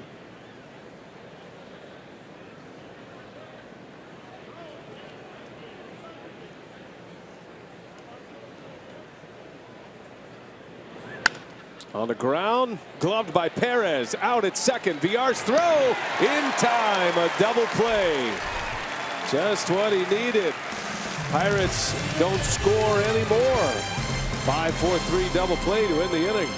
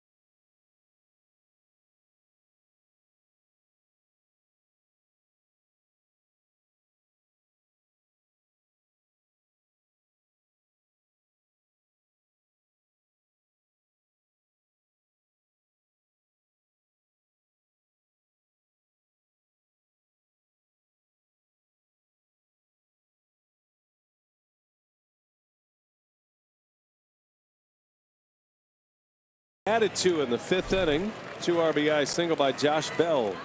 The Quicken Loans Rocket Arms for tonight's game shows the strikeout leaders for both teams. You got Zach Davies, the Brewers leader in Ks, and Juan Nicasio for the Pittsburgh Pirates. You don't equate Davies with a strikeout leader, but he's been just that with that great changeup. You had that figured, right? That Davies would be leading the team in strikeouts when we were in spring training. It's the less is more theory of strikeouts. He's been great. Yep.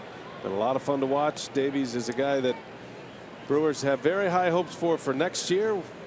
Beat Jake Arrieta his last time out. Certainly did. Got down 3-0 in that game and held up. Brewers came back, won the game 11-3. Davies went 5. And beating up Jimmy Nelson. And a mosquito in the process.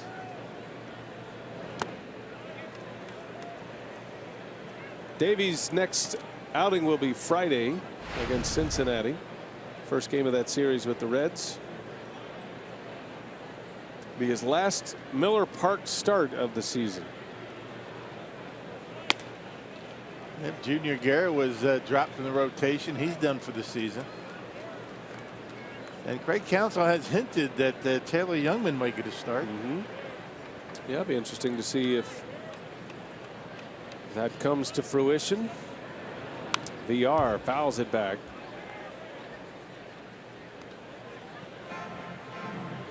I think Craig Counsell has done a great job this year with his team. He's grinding every day for sure. He plays to win. He keeps his players accountable. And he wears the losses too. You can just tell after games. VR draws the walk. So a lead man on, and the Brewers will send up Arcia. VR trying to win that stolen base crown. He's 2 behind Billy Hamilton of the Reds.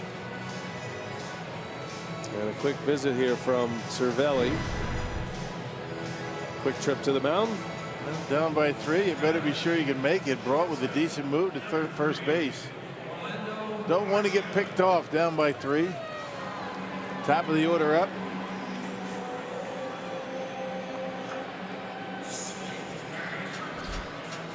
That would certainly be a feather in the cap if we win the stolen base crown.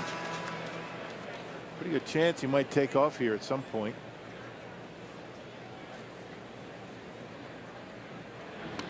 Pirates operate interesting in their first base pickoffs from the pitcher. They have their first baseman off the bag. The Brewers tried that a few years back in the Prince Fielder era.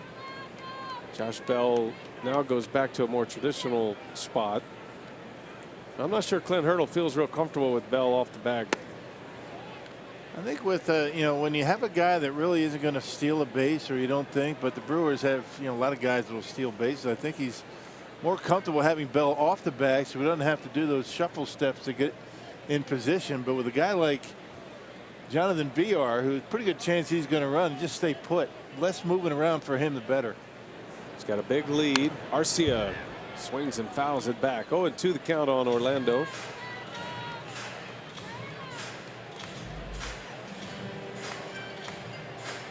'22-year-old top prospect has held up very well in the big leagues. Still has a lot to learn at the plate, but defensively, he's the real deal. He's got some star power to him for sure. There he goes. And the pitch is low, and Villar is in there without a throw. And Villar thought about going to third base. They had called time, though. Cervelli was trying to get a new baseball. Sometimes calling timeout's the only way to slow him down. Number 57 for Villar. And 1 away from the league lead. In there without a throw. By the way, Billy Hamilton with that oblique injury, probably not going to play the rest of the year. And Villar with the most stolen bases since Scott Pasednik in franchise history, 03. Villar is third in franchise history with stolen bases in a season.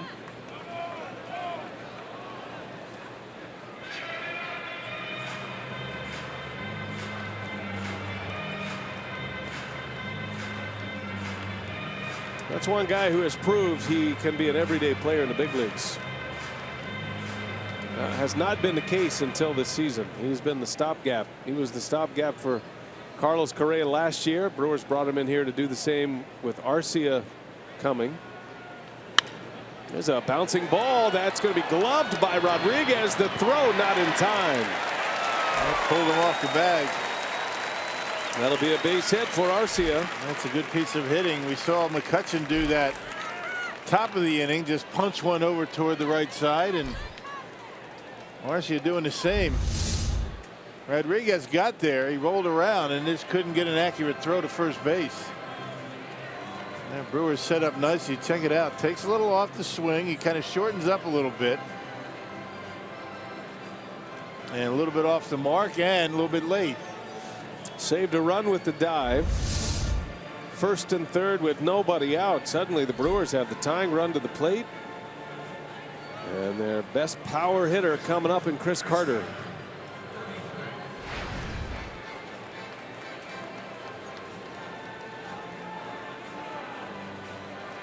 Looks like he's going to be facing somebody else. Well, Carter, remember, he homered off Broad here at Miller Park a couple of months ago. So it's a quick hook. We'll have a pitching change. Broad cannot get through 5. Brewers with runners at the corners. High stepping his way into the game is Jared Hughes.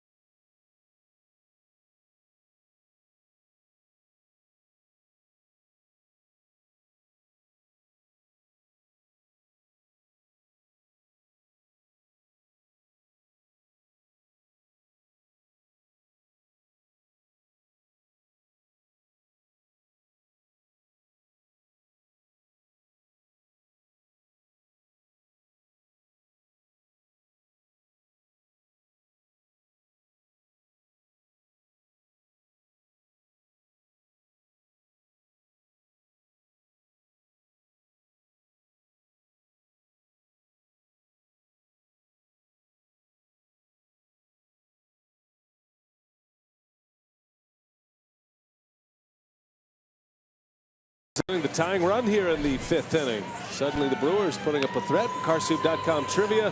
The last Brewer hitter to lead the league in home runs. That would be Ryan Braun. Hit 41 in 2012. And Braun with a 30 homer season this season. First time he's hit 30 or more since that 41 in 2012.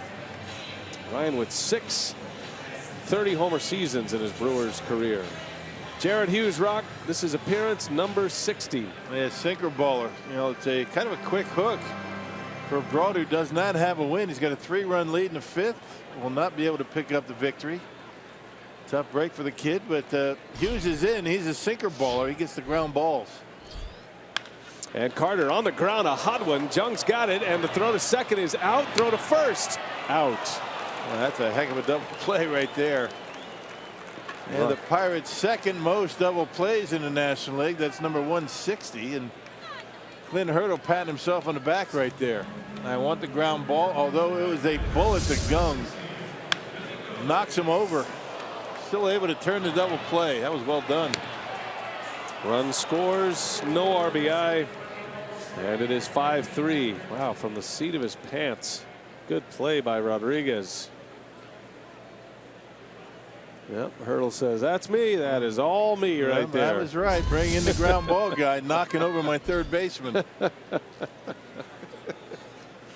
right, so here's Santana. Takes a strike. It's a 2-hopper in the box score. Nice, easy double play. See, I got the ground ball. Jared Hughes is the double play machine. Almost killed his third baseman.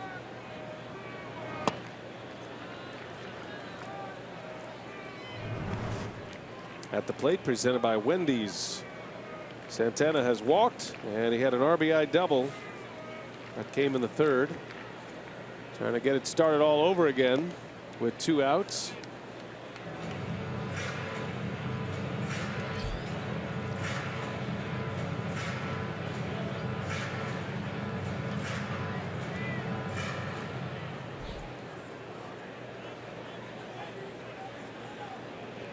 One and 2 the count. 2-2 now.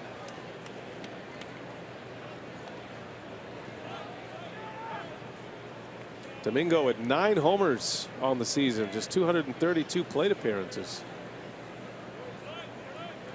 That's a good year any way you cut it. If he could stay on the field, it certainly figures to be a guy that could hit 20 plus, maybe a 30 homer player. Yeah, had 3 of them on the road trip. Had a bomb on the Waveland Avenue in Wrigley. If you play a full season, you get around 700 plate appearances if you're an everyday player starting every day. There's a wave and a miss. Down he goes. A strikeout to end the inning. Hughes comes on and cleans up a mess for Braun. Brewers do get a run. It's 5-3 now.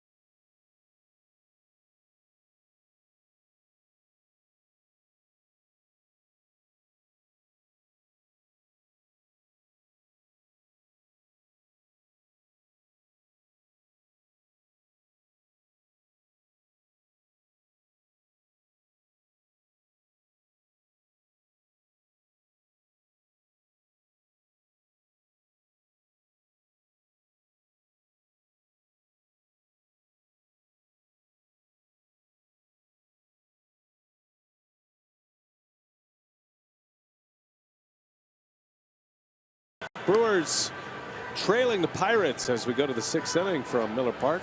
Hey, want to remind you, Fantasy Camp is going to be the next opportunity for you to see the green grass. Phoenix, Arizona, January 22nd through the 29th.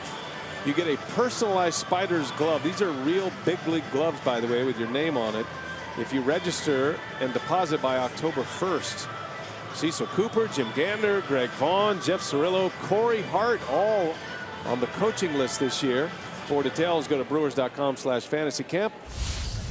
Bill Schroeder is your camp coordinator, and he is the best fantasy camp coordinator in the major leagues. Nicest thing he ever said to me. I've been there twice. Thank you. And we're excited about it this year. We always have great weather. Knock on wood. You hear me? I hear you. I hear you. Knocking on wood. I hear you, weather. Francisco Cervelli leads off. Registrations are coming in hot and heavy ever since we started that promotion with the glove. I bet. The Spiders glove.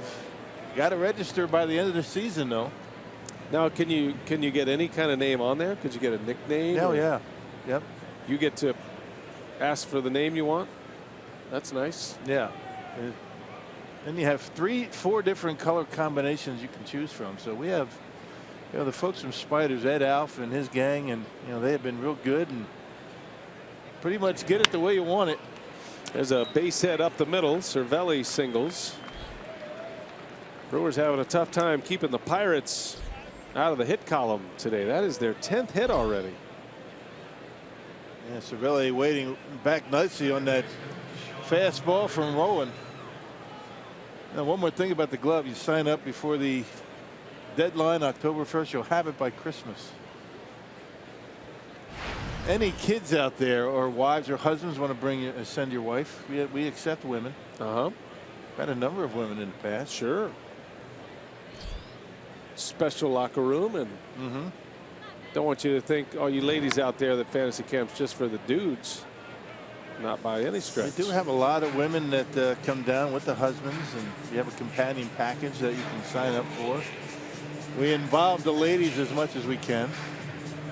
Happy hour is a big deal. Miller Products, the folks from Miller Coors take good care of it.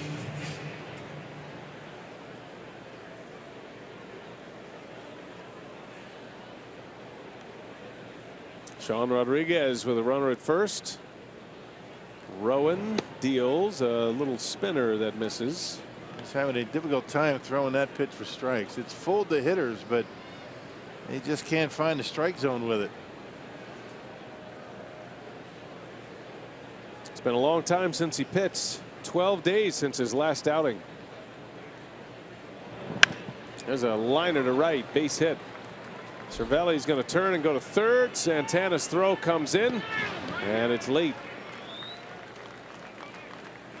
First and third, nobody out. Sean Rodriguez with a 9-game hitting streak now at that single. You can see these major league hitters, they make those good adjustments. Watch them. It's that 2-seam fastball going down, and because he's trying to keep that shoulder closed. I mean, the tendency is when you have a guy throwing like that, you open up, you pull off. They're really concentrating on keeping that front shoulder closed and driving that ball in the right field. Brent Suter, the left-hander, getting loose. Here's Jordy Mercer now. 5-3 Pittsburgh. Brewers had a golden opportunity last inning with 2 on and nobody out, but a double play ball.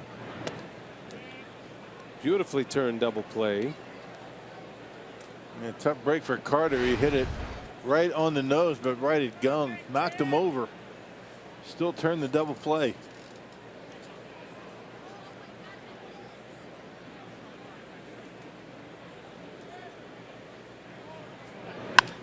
Up the middle, and that's through, a base hit. RBI single for Jordy Mercer, and Pirates keep scoring.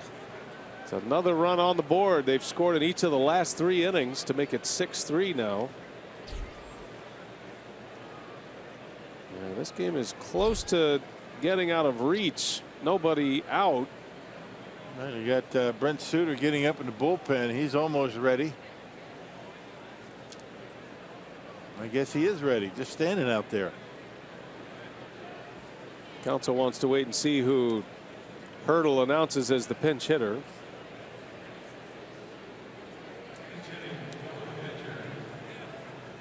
Alan Hansen is going to come off the bench. So now that that move has been made, Council is going to go to his lefty in the bullpen.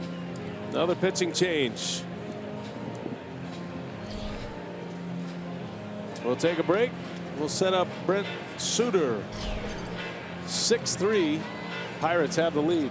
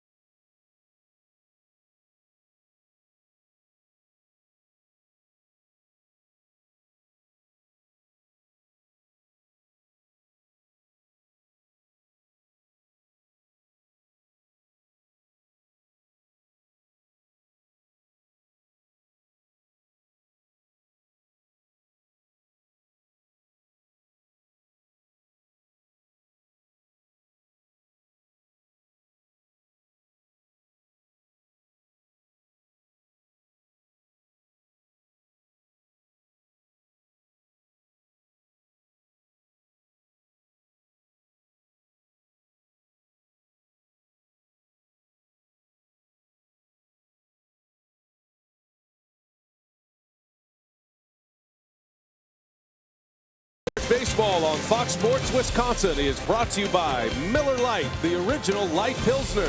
Cheers. It's Miller time. Well, it's a beautiful night here in Milwaukee, Wisconsin. A Tuesday night. The Brewers and the Pirates start this final homestand for Milwaukee. You got the Pirates and the Reds here to wrap up the home schedule. And the Brewers are in a bit of trouble right now. They're down 3, 2 on, nobody out. And here is Brent Suter now, trying to settle this thing down a little bit. Yeah, the only left-hander down in that bullpen for Craig Counsell, bringing him on here. Hansen pops the bunt up, and Suter is right there to make the catch. Boy, an easy out.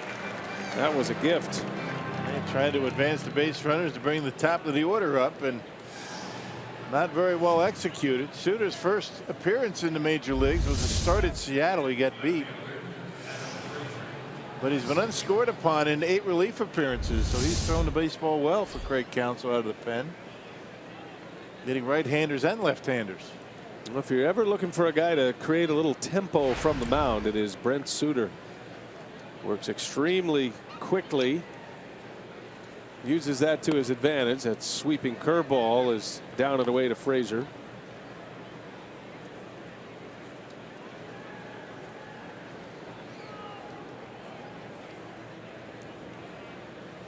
Adam Frazier is 3 for 3 tonight. There's a swing and a miss. He's had a couple of singles to left. He had a double down the right field line his last time up. Looks like a good young hitter. He's hit lefties well this season.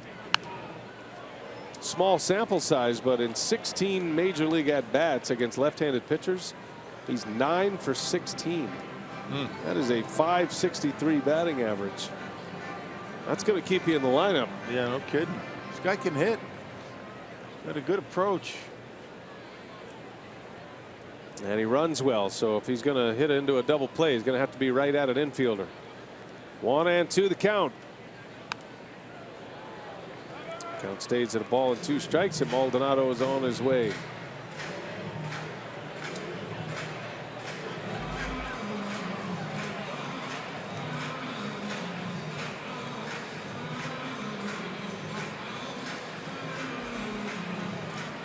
Brent Suter, Harvard grad. Said he got the call of his life when he got called to the big leagues. Great moment for him. And he's done a pretty good job. Big spot here. The 1-2 and a swing and a fly ball into center field. Reed on the run, and he's got it for the out. Both runners tag, and both will advance. So a fly ball by Frazier, the first time the Brewers have retired him today. 2 outs in the inning now. Runners at second and third for Josh Bell. Yeah, he's going to turn around and bat right-handed.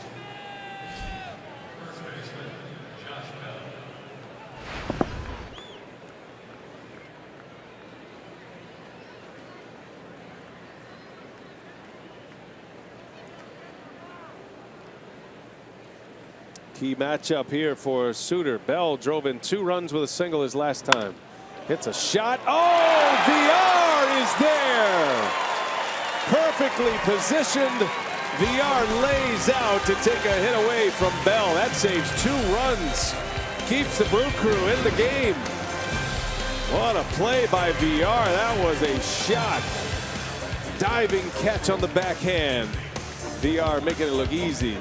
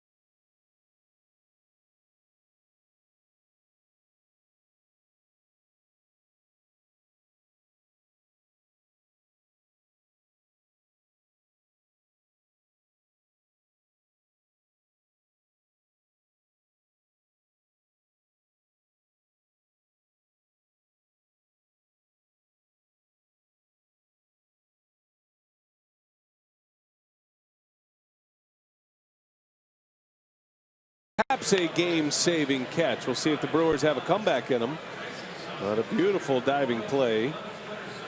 Hey, a reminder, fans, if you can't catch the games on television, you can stream them live on your mobile device with the all-new Fox Sports Go app.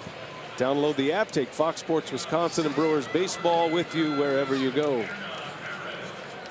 Changes here, Rock. David Freese will enter the game. He'll play first base. Put him in the 9 spot in the batting order. And Wade LeBlanc is the new pitcher. He'll hit second now. Bell is out. It could be a double switch. LeBlanc, a guy that can start a 3-0 record, a 409 earned run average. You know, one of 6 left-handers down in that Pirates bullpen. Believe it or not, 6. 6 lefties and 6 right-handers. So a pretty well balanced bullpen for the Buccos. Not many seats out there. Brewers have 1 lefty in their bullpen. Perez right off the end of the bat, a base hit. Good way to start the inning. Once again, the Brewers put their lead man on.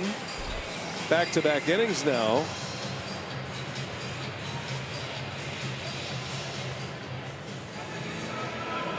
I tell you, a play like VR's, it can jumpstart an offense on occasion. And that saved 2 runs. Could have been 8-3. Good job by the Brewers coaching staff to position him in a very athletic play to make the diving catch. Those are the kind of things that keep you in games. Well, Suter inherited a mess, right? Run was in, 2 men were on. And retired the next 3 hitters to get out of the inning, minimize the damage for Rowan.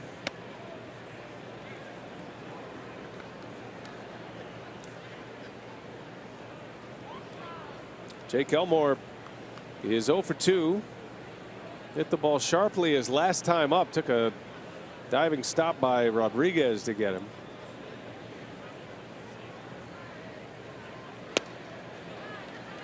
Let's take you back to the VR play. And Rock, you're talking about positioning of the second baseman. That was key here. Yeah, he just to the first base side of the bag, and he got a great jump angled back and able to make the catch, saving a couple of runs. Boy, put a footnote on that one if this Brewer team's able to come back and win this game. You'd think he'd have a tough time seeing that ball. It crosses past the pitcher, so he's blocked a little bit. Looked like it might have taken him just a split second to get going. You're right. I think he might have blocked by the pitcher.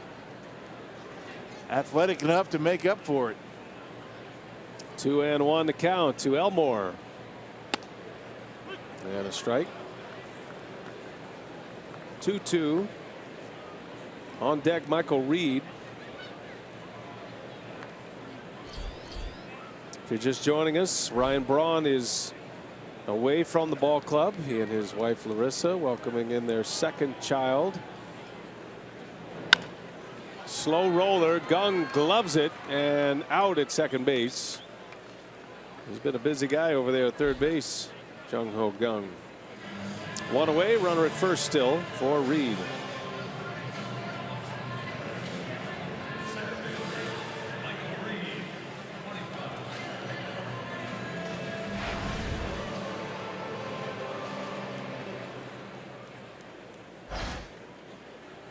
Michael Reed said he was watching his sister play in a volleyball tournament when he got the call to the Brewers. He was in Tyler, Texas, about 4 hours from his home. Said get home as fast as you can and get to the big leagues. See here, we might have something here. Pat Murphy's on the phone checking on that play at second base, whether he was able to keep the foot on the bag or not. Rodriguez Looked like a pretty good throw.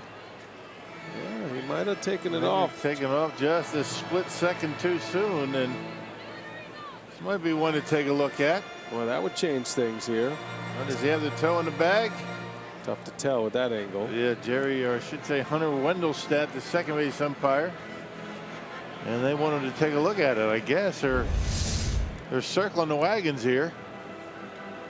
Yeah, you could read his lips. The home plate umpire Trip Gibson saying the foot was off the bag, so the crew chief Jerry Lane will take the calling umpire over there.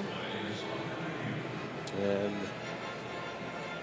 that's a good catch down in that Brewers clubhouse. Video crew down there, and that could change this inning quite a bit here. Let's see, is he on it? Well, I tell you what, he might be off. I mean, I'm not sure why you do that. There's no chance for a double play. And that could be a big break for the Brewers. It looked like he might have had that foot off the bag. That would be a bad error, a mistake by Sean Rodriguez. Well, we've seen Scooter Gennett on that same play a couple of times this year have outs taken off the board. A lot of that's habit, but you get to this point of the season, right? You just have to know. Yeah, well, got to keep your foot on the bag. In the beginning, maybe, but not now. Kind of reminds me of what we've seen here lately in football, college football, and with these players running into the end zone, dropping the ball before they break the plane of the end zone. Right. Can't believe how often that has happened this season. No excuse for it. And especially no excuse for taking your foot off the bag too soon on that play. You weren't going to turn the double, and they're going to call them out. Wow.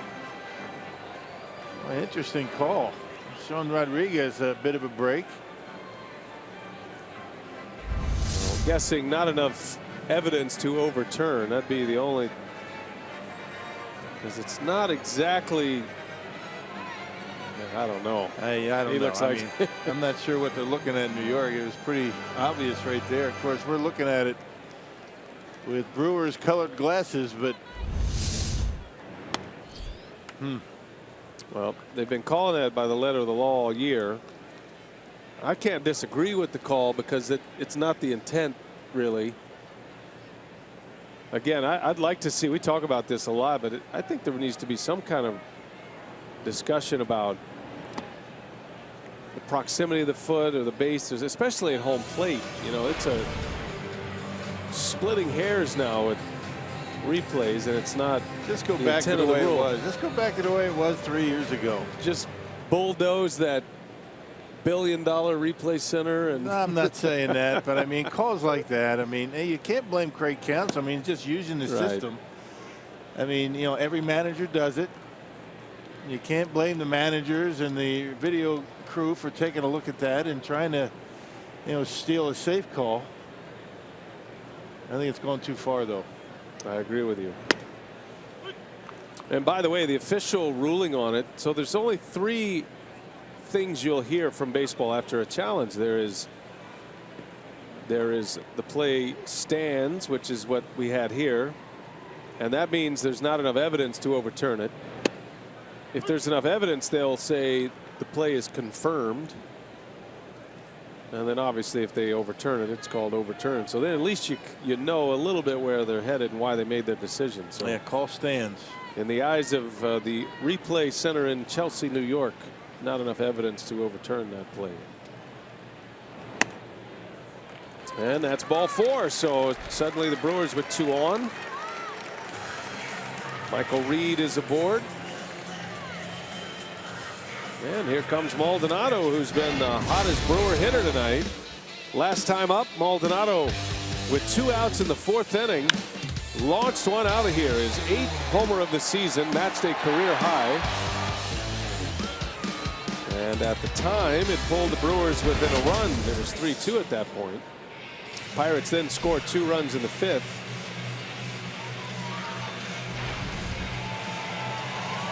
We'll see if Maldonado can keep the magic going tonight. Had a single, sharply hit single in the 2nd inning. And a bullet into left center in the 4th.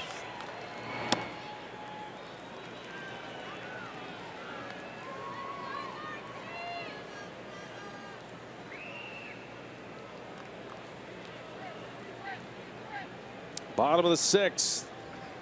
2 on, and here comes the pitching coach, Ray Searage. He must have spotted something mechanically with LeBlanc here as he falls behind Maldonado. Well, falling behind, he walked the batter, gave up a hit, got away with an out on the force out. Now walking in a 1-0 count, and you got another reliever loosing in the bullpen. Maybe trying to give him a little bit of time to get ready. LeBlanc not very sharp.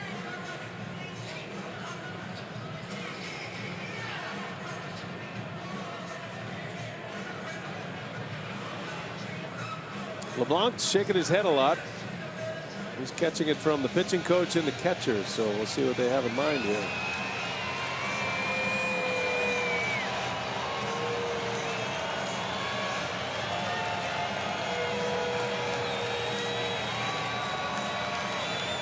So Maldonado now with a 1-0 count, representing the tying run at the plate. And a little half swing foul.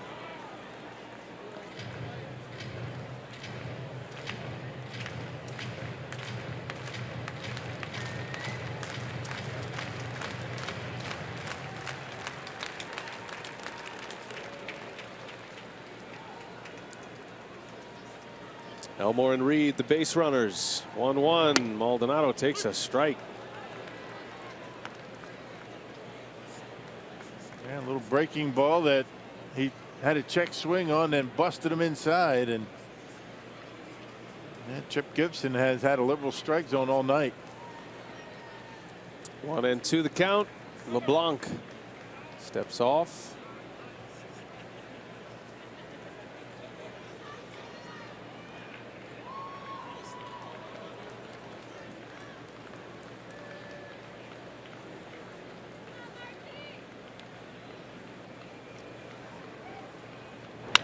And a bouncer up the middle, ranging over Mercer, flips it to Rodriguez. The throw to first is in time.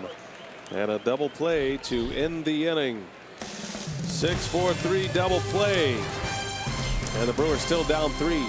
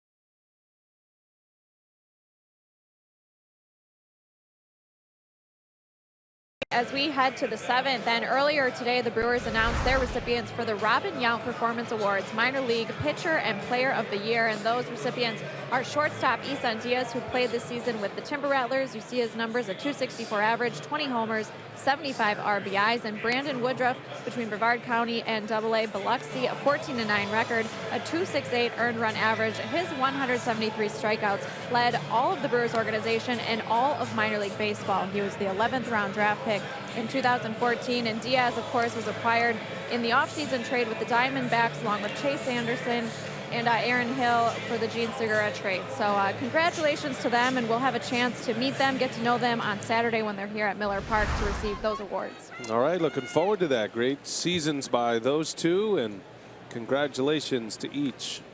Look forward to meeting them. Tyler Cravey on the mound for the Brewers. We go to the 7th inning in a 6-3 Pirate lead.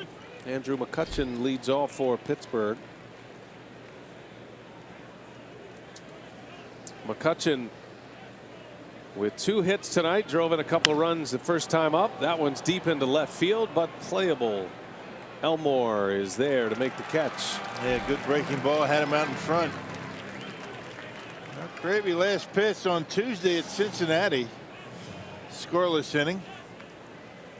Has not allowed a run in 9 appearances since being called up. That covers 11 2/3 innings. Like what he's done is another guy that's made a few adjustments, and maybe the most noticeable one that you pointed out a few appearances ago, the fact that he's gone to the windup a lot more. Never did that much, never felt comfortable with it, but it's created a different look for the hitter against Cravey in the windup. You'll notice how he turns his back and hides the ball a little bit better. Can't do that, you know, out of the stretch. I mean, hitter, should say base runner, get a big jump, you start turning your back like that, but an abbreviated windup until he turns that back like that, and that baseball comes right out from behind his back. I think the one guy is a different body type, but the one guy he reminds me of a little bit in mechanics is Tyler Thornburg. Watch the arm go straight down. Might remember Tim Lincecum back in the day when he would drop that arm straight down before release. And not a whole lot of wind up with the body until he turns that back. That's what provides the deception. Put yourself in the eyes of a hitter trying to find the space where the baseball comes out of. Tony Gwynn used to talk about staring at the logo on the hat and then shifting your eyes over to that window where the baseball would appear. Lined into right and down, a base hit. Santana will play it on a hop.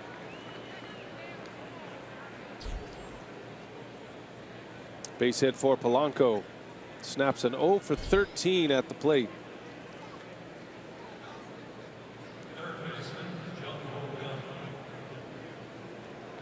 Not a bad pitch. It was down and away. He just got those long arms and able to hook it into right field.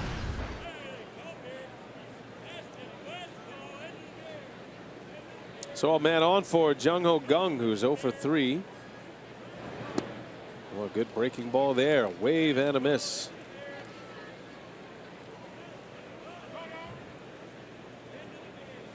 Cravey in his 2nd big league season.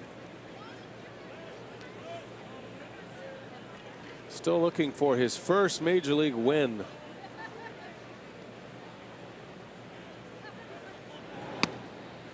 There's a strike. Think about what a difference a year makes. Last year, Cravey, who made 7 starts for the Brewers, 14 games total, 0-8 with a 5.70 ERA, comes into this appearance today with an earned run average under 3.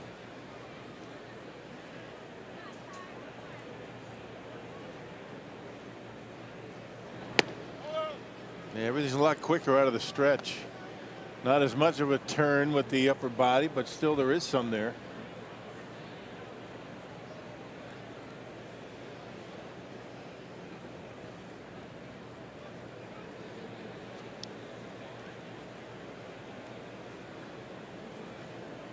Runner goes from the knees. Maldonado's throw is late. Polanco with a steal.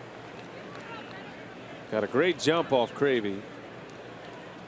And a runner at second base in scoring position with one out now. Not much Maldonado could do about that one. No, I mean, look at the big jump. I mean, a tough pitch to throw on. His only chance was to get lucky from the knees. He's done that before. Well, you got to have a lot of arm strength to be able to do that.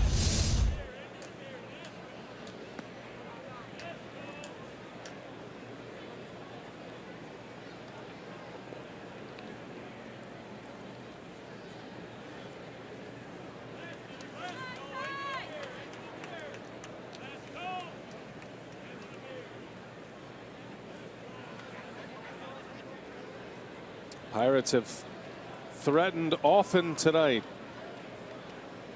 Brewers have only had one 3-up 3-down inning from the mound. That was the second. Pittsburgh got 2 in the first, added 1 in the fourth, 2 in the fifth, scored another one in the 6th inning, and they're threatening here in the 7th. 6 runs on 13 hits tonight for Pittsburgh.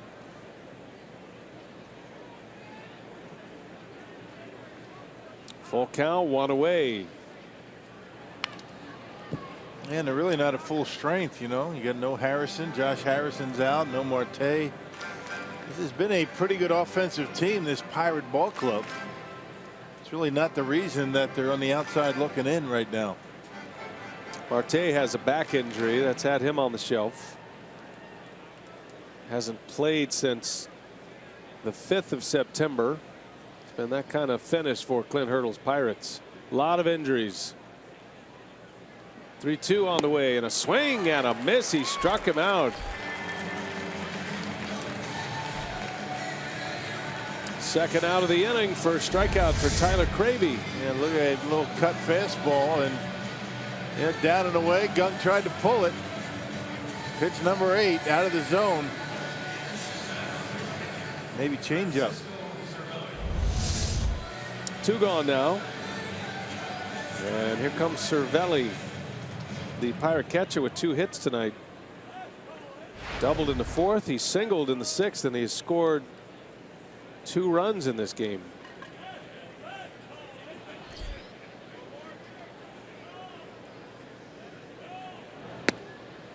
First pitch breaking ball in there for a strike.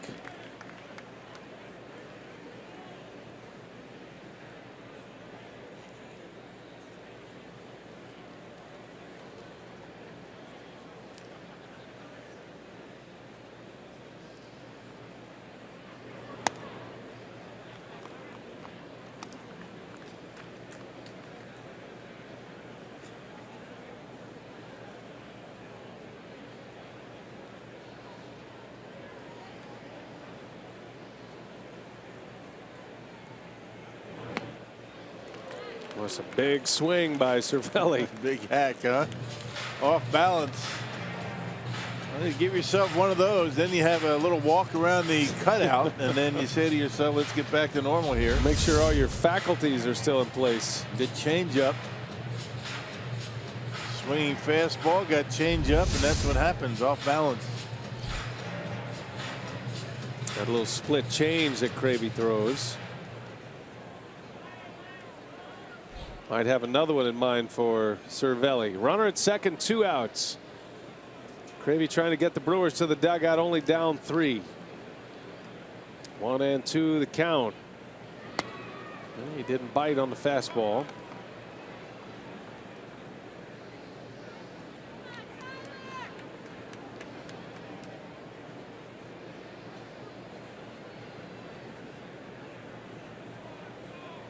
Cravey's 16th big league appearance. Trying to put another 0 on the board. 2-2 pitch in there, a called strike 3. Cervelli is rung up, and the inning is over. Back-to-back Ks for Tyler Cravey, and he keeps the deficit at 3.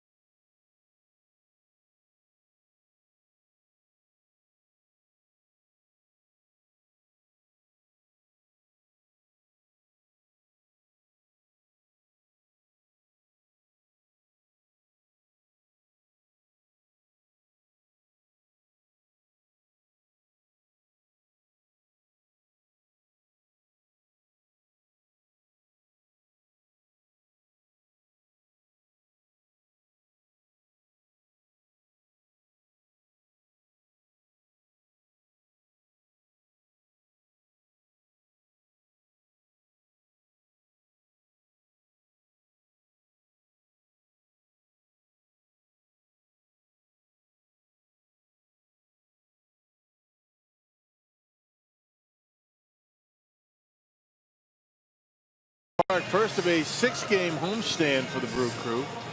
And keep up with the Brewers wherever you are with MLB.com At Bat, the official app of the Brewers, featuring live broadcasts, scoring updates, breaking news, and much, much more. Download At Bat today, free for your smartphone or tablet. A lot to pay attention to on the old MLB schedule on the At Bat app tonight. Some key games, including the Indians beating the Royals tonight 2-1 in that one. That was a great game there in Cleveland. Indians are chipping away at a partner. They are inching closer to a division title. Boston also beat Baltimore tonight. That was a big win for the Red Sox. Susac introduced as the pinch hitter, and Clint Hurdle is going to make a move here. So LeBlanc was only out there to induce the pinch hitter. It's another rule I'd like to see changed. Just declare who your hitter and your pitcher is going to be, and let's move on. Instead, a little gamesmanship, and we'll introduce a new pitcher after this timeout.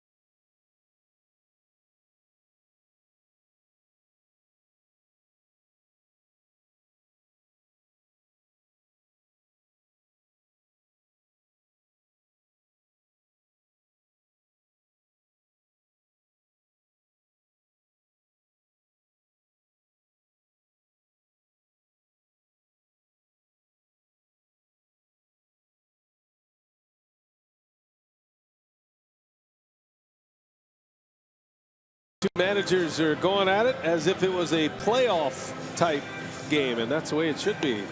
And the Pirates have a new pitcher, which means Counsell is going to counter with Scooter Gennett. So Rocket's going to be Juan Nicasio, and look at those strikeout numbers for Nicasio coming out of the bullpen here tonight. Yeah, made some starts for the Pirates, but has been very effective out of the bullpen. Basically a 2-pitch pitcher, 45th appearance, 10-6 record, and a lot more strikeouts than innings pitched. 133 punch outs and 111 to third innings for Nicasio. Last pitched on Saturday night. He struck out a couple of batters in 2 full innings of work. The Pirates strikeout leader Juan Nicasio, and he'll face Scooter Gennett to start the inning. Brewers down 3, and they've had some opportunities here in the last 2 innings. The last 2 innings they have at one point had the tying run to the plate. Double play in the 5th, double play last inning. That's what they do. They turn a lot of double plays. 161 double plays this year. A lot of ground ball pitchers on this staff.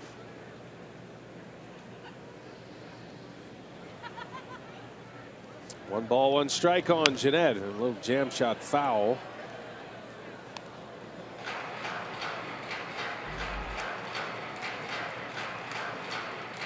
Scooter has been swinging the bat well here lately. Had a run of doubles in the series against the Cubs. Had 4 of them in that 4-game series.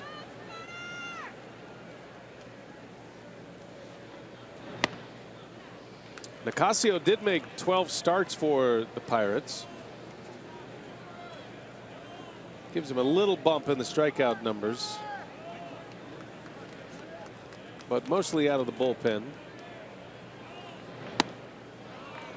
And he strikes out Gennett. And he's got that fastball, 92 to 94 miles an hour, and he's got a good slider to go with it. He's done well against Milwaukee this year. You've seen a lot of them. Fastball up, out on the outside corner, and gets Jeanette on strikes.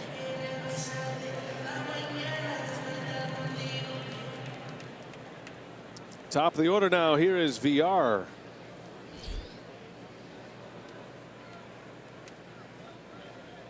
Jonathan is 0 for 2 with a walk. He did have a stolen base after his walk in the 5th inning. That brings him within 1 of the National League stolen base lead. VR with 16 homers, 3rd on the ball club on the Powerball home run leaderboard.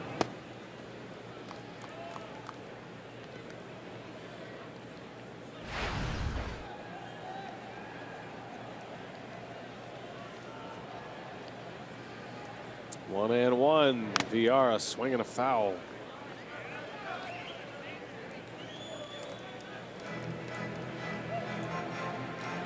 Yeah, Francisco Cervelli had a long discussion at home plate after getting rung up. He and Trip Gibson were there for, it seemed like an eternity, and it was a very nice conversation. They both smiled at the end, and you always have to keep that relationship when you're catching with that home plate umpire. Swing and a miss. VR strikes out. 2 outs in the inning. Back-to-back Ks for Nicasio. Never really does your team much service when you're catching to be at odds with the home plate umpire. Still having a good time. Yeah, nothing worse for a pitcher than to see your catcher yelling at an umpire after a strikeout, right? Yeah. Especially on a borderline call, because your pitcher wants that same pitch. Say, hey, I want that pitch. So if you stand up there and you're complaining the whole time, you don't get it for your pitcher. Umpire said, I thought you thought it was a ball. That's right. Arcia grounds out. Inning is over, and we go to the 8th inning from Miller Park. 6-3 Buccos.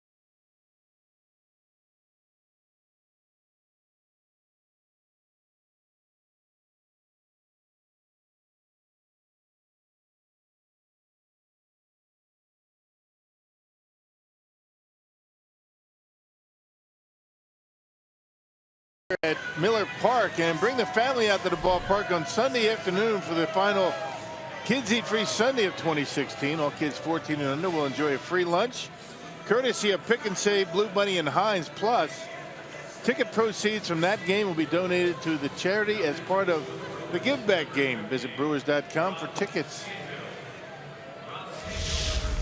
Rob Scahill, the former Pirate, will be on the mound to face his old team as we go to the Pittsburgh 8th. Brewers could use a clean inning here. They haven't had one since the 2nd. Been traffic all night long the Brewers have dealt with. They've been able to minimize the damage for the most part. I mean, it could be a lot worse, for the Brewers, down by 3. Scahill last pitched on Saturday against the Cubs. Tossed a 3-up, 3-down 9th.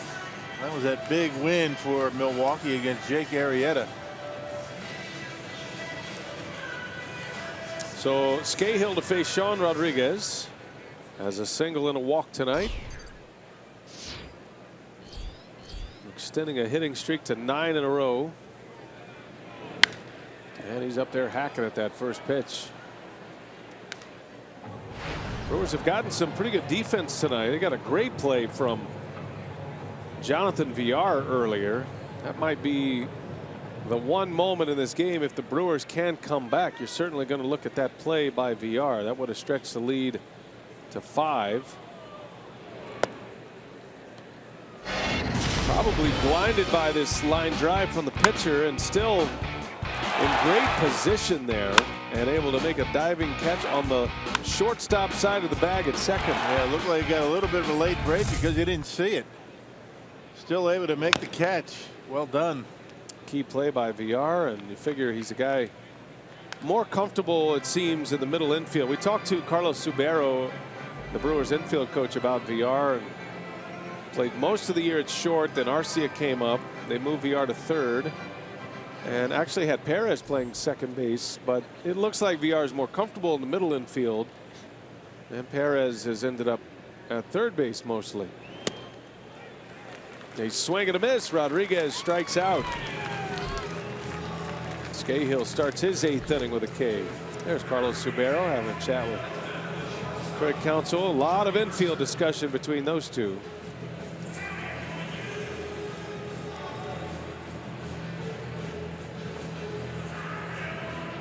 Counsell was the master at positioning himself and getting jumps. The instincts he had, playing all 3 infield spots of second and short and third. He's trying to think out of the box a little bit, you know, go away from what is conventionally accepted. And the Brewers, for the most part, these defenses that they've been throwing out there have helped a lot. One of the reasons why their pitching has been so good lately, taking away a lot of base hits. Case in point, that great play by Villar.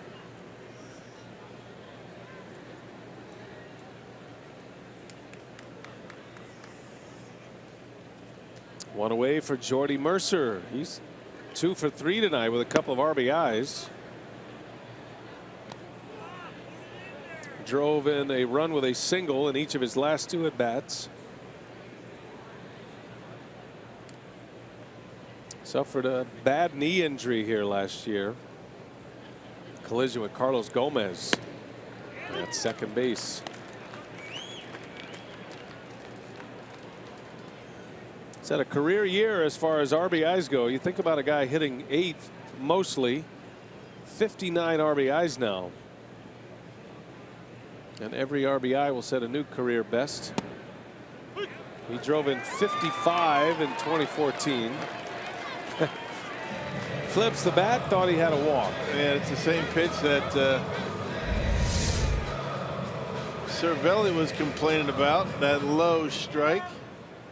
Fox Tracks had it a bit low. Not so fast. Maldonado sticks the landing. And Mercer beats one into the ground. Got a long throw. Perez guns one to first. Nice play.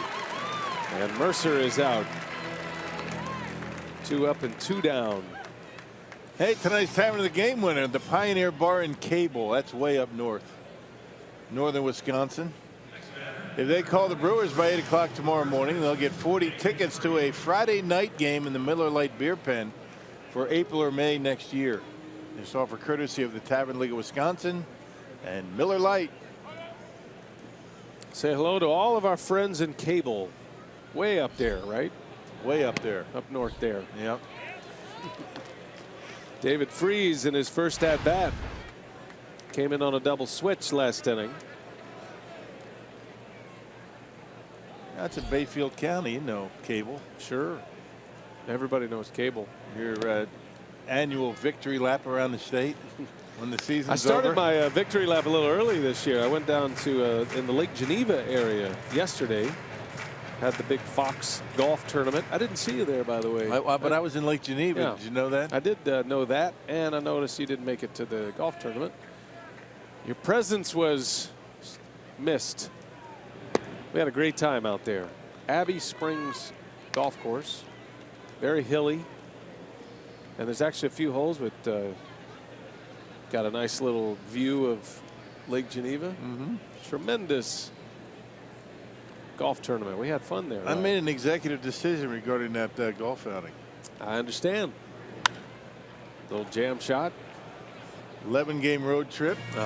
Just didn't feel like I needed to leave the family all by themselves at the house again. You didn't need to spend time with us anymore, huh? You spent enough time with us. I was up to my eyeballs.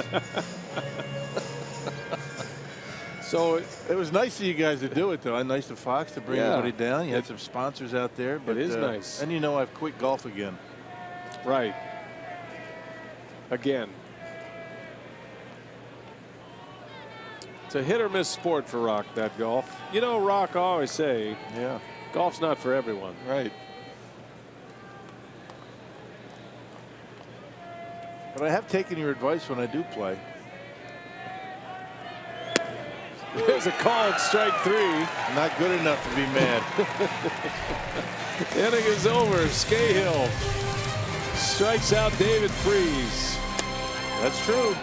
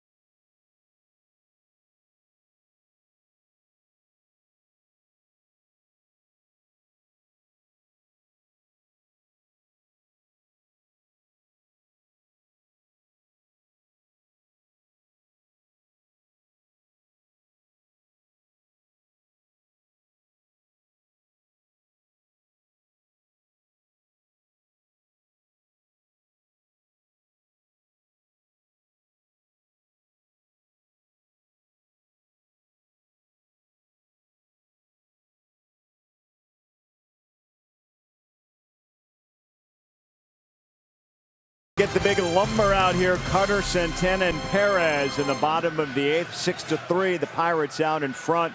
And it was that 1-2-3 punch in the first inning that kind of set the tone in this game. Brewers have not been able to even catch up at this point. No, not at all. You know, and they, in that first couple innings, you know, Matt was just had too much of the plate on some pitches, and the Pirates took advantage of it. Yeah, indeed. And Andrew McCutchen with that big 2 RBI double back in the first inning, and the Brewers still trail in this one. But once again, it's still close. We'll see how this one finishes. We'll hear from Craig Counsell, get inside the clubhouse, get you set for Game 2 of the series coming up on Brewers Live postgame, BA.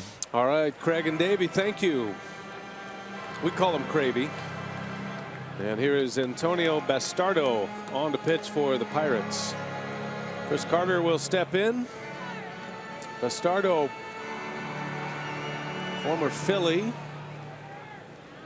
Yeah, very reliable out of that bullpen. 64th appearance for the lefty. Very good at retiring right-handers and left-handers, for that matter. He's going to face nothing but right-handers tonight. Carter on that home run chase.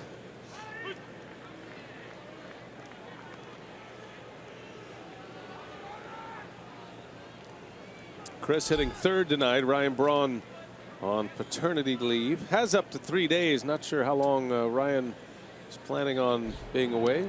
We'll see. Great moment for them, though. And his wife, Larissa. Had the baby right here in Milwaukee. A Milwaukee-born Braun.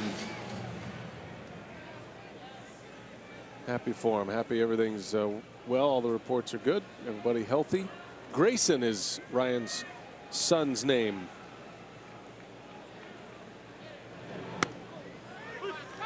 Also, congratulations to Manny Pena and his wife Lenny, their daughter Jamina Sophia. Told you Sophia had influence on some of the children. Manny actually made it back to the ballpark today. Looked like he was going to get a pinch hit at bat last inning. Carter takes a called strike 3 and the first out of the 8th.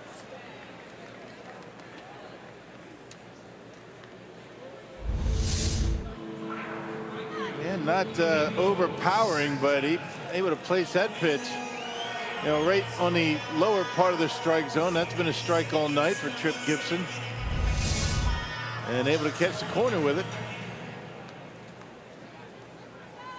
One away for Domingo Santana. Doubled in a run in the 3rd. This Pirate bullpen is tough to score on late in games.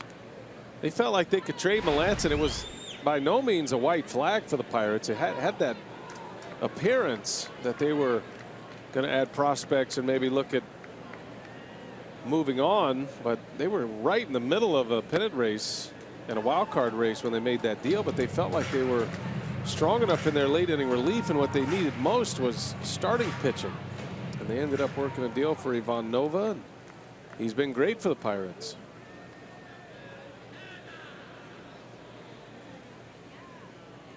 Everything else just kind of fell apart for them. Right.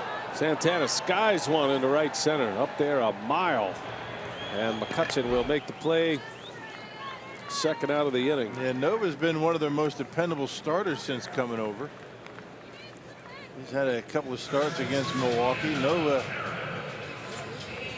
has been outstanding.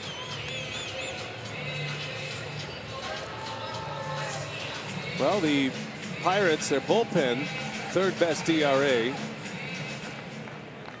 And the starters have been down this year. Garrett Cole up and down, injury-filled season. Guy they're counting on, Jameson Taillon. Pirates are hoping to get Cole and Taillon in place, and those would be their 1-2 for many, many years, but they got to get them healthy first. Nova 5-1 with an earned run average under 3. I think there's a lot of teams kicking themselves in the pennant race right now that they didn't pull the trigger on Nova, who landed in Pittsburgh, and a team that is going to miss out this season.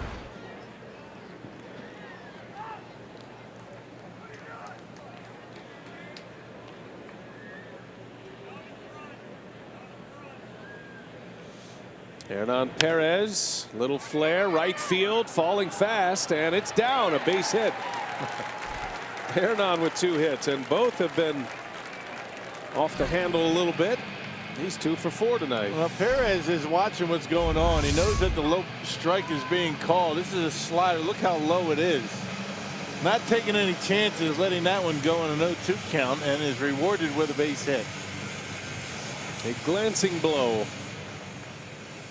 Take him every time. Yep, little flare to right, so he's all of a sudden 2 for 4 tonight.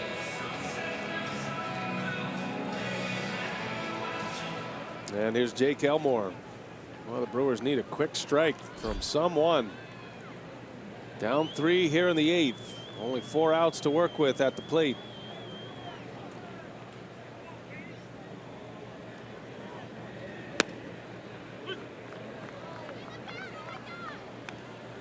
Pittsburgh with those 3 consecutive postseason berths. Last 2 years they've lost in the wild card game. Beat the Reds in the wild card game the first year, and then went into the league division series against St. Louis. Took the Cardinals to the wire in 2013. That was a really entertaining series that year. But the Cardinals clipped them in 5. And the current Pirates first baseman, David Freese, did some damage in that series, especially in Game 5.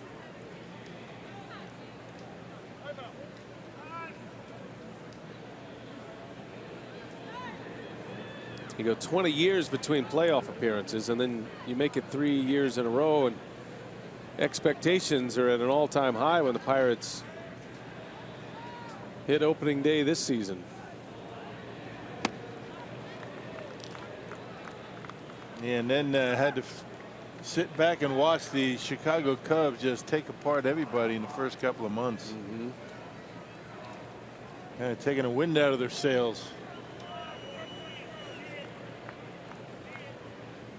1-2 the count on Elmore.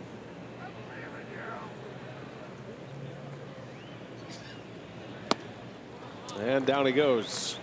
So Bastardo with a scoreless 8. 9th inning. Pirates coming up. They lead it 6-3.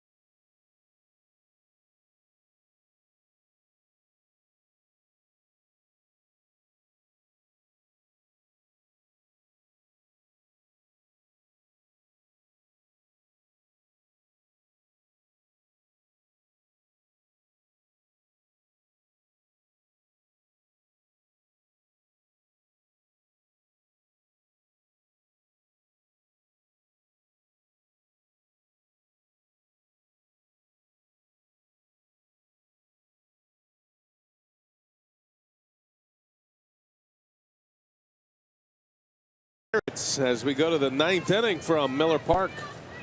And Pirates coming up. Don't forget tomorrow, Miller Lite, What's on Tap. We're back at it at 6:30 for airtime. Brewers Live. Craig and Davey will be out there for you. Jimmy Nelson against Chad Kuhl. Tomorrow's pitching matchup. Jimmy needs a flurry for a finish. Been a tough year for Jimmy Nelson. Got a couple of starts left. Well, speaking of starts, we might get one out of Taylor Youngman before it's all said and done, but he's going to pitch out of the bullpen here again tonight. Second relief appearance since his recall. Been working on some things in the bullpen since he's been called up.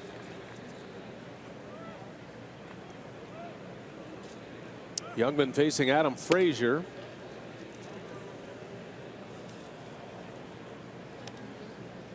Taylor got sent down to AAA, struggled in Colorado Springs, and he struggled to the point where they actually stopped him down and sent him to Arizona to give him a mental break and rework his mechanics. There's a grounder to short. Arcia, nice play. One away. And that seemed to work, Rock, because his next stop was Biloxi, and he had a good run in Biloxi, and actually in one stretch was the pitcher of the week in the Southern League. He just needs to, be more consistent with the breaking pitch, and that was one of the big problems that he had, to the start of this year. Even in spring training, maybe going back to September of last year, where Youngman just could not find that curveball. That's such an important pitch for him. And it was a pretty good pitch for him on Wednesday at Cincinnati when he made a relief appearance. Yeah, he was dominant there. 3 up, 3 down inning. Looks sharp. Matt Joyce, the pinch hitter. He has had a record-setting year as a pinch hitter this year. 21 walks as a pinch hitter is a new major league record. He leads the majors in RBIs as a pinch hitter with 15, and he's tied for first in homers, as Youngman drops a big lollipop curveball in there for a strike. Exactly what you need on a contending team, a guy that can come off the bench and give you that kind of production. Amazing stuff. Youngman's got him 0-2. Try to get him to chase.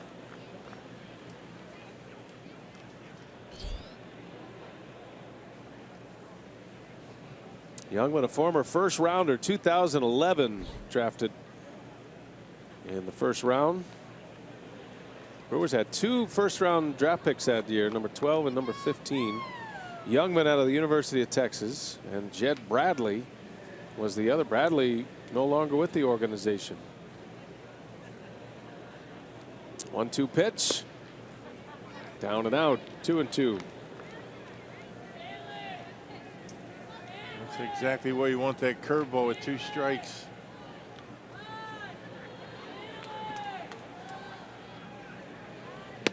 And a wave and a miss. He strikes out Joyce.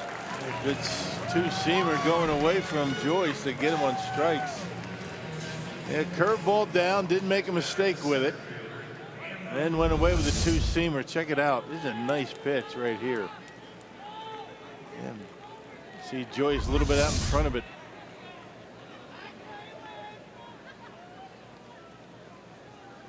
So here is McCutchen. This will be a good test for Youngman. McCutchen with 2 hits tonight, and he buckles his knees with a breaking ball. So one thing about Youngman with that crossfire delivery, that thing's got to be coming from behind your back as a hitter, it seems. And Youngman's a big guy too. He's 6'6".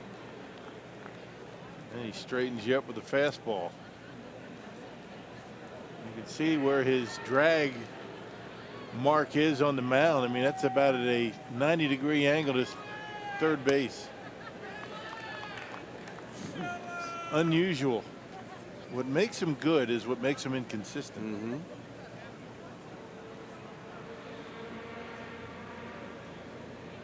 2-1 to McCutchen. And a swing and a miss. He's got the strikes pouring in. Watch that back foot. Watch where it drags. Normally it goes right at a hitter, but that's heading right toward third base, thrown across his body. McCutchen into center field, and Reed is there, and a good inning for Taylor Youngman. That confidence is rising. Been pitching well. See if he gets a start at some point.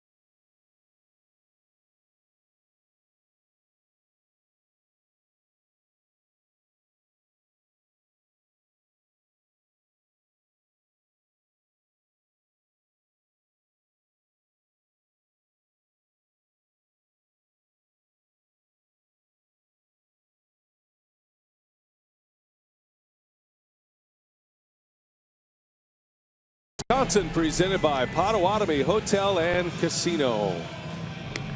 With producer Brent Reeland, director Mark Vittorio, Brian Anderson, Bill Schroeder, Sophia Menard, our reporter. Don't forget, Brewers Live coming your way after the game. Craig and Davey will have all the highlights, lowlights, all the discussion and analysis. Sophia will be in the clubhouse for interviews. And they're hoping it could be a little ninth inning comeback Tough duty, though, against Tony Watson. He is about as nasty as he gets, and he took over that closer's role when Melanson was traded away. He'll have the 9th with the Brewers down 3. Yeah, big, tall left-hander, and throws hard. 67th appearance. He has blown 5 saves, 13 out of 18, a 325 earned run average. And as much as you want to talk about the velocity for Tony Watson, he has a terrific changeup, and he uses it quite a bit. He has given up 10 home runs. Get a couple of men on, and let's see if somebody can knock one out of here. Michael Reed will lead all 4 of the Brewers. Bottom of the 9th, first game of the homestand tonight. Make plans to come see us before the season ends, would you? Got the Pirates in for 2 more after tonight. The Reds are here Friday, Saturday, Sunday. Don't forget that give back game on Sunday. All tickets $10, and they go to 4 great charities. You can designate the charity, by the way. Hoping for a big crowd on Friday. Or rather Sunday. Well, Friday too. We'll take a big crowd Friday. Yeah. Fan appreciation weekend. 21,000 tonight. Just shy of.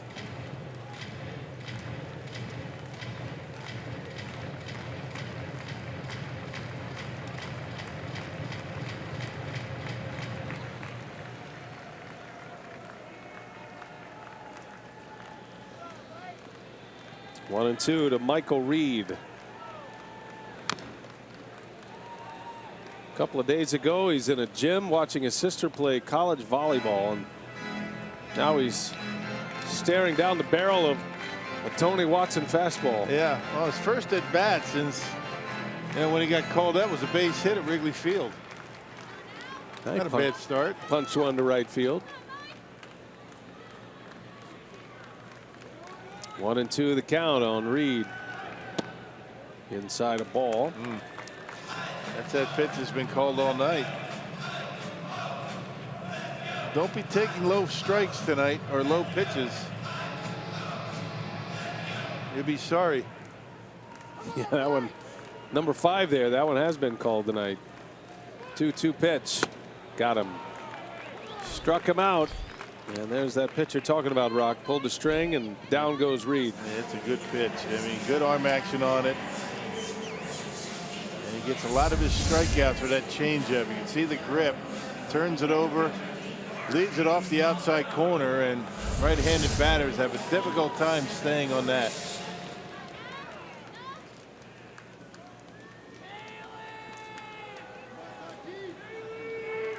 He's had a nice career in the big leagues, Watson. Never in a prominent role as this as closer, but he's been one of the elite setup men for a few years now.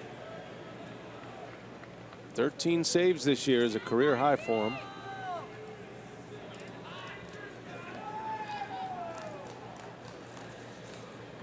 He led the National League in games pitched a couple of years ago and actually made an all-star team as a late inning reliever.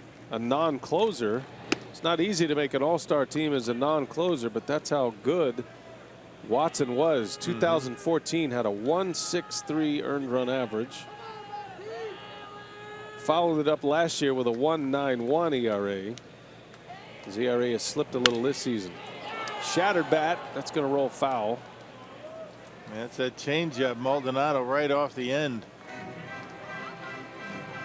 That is now a paddle.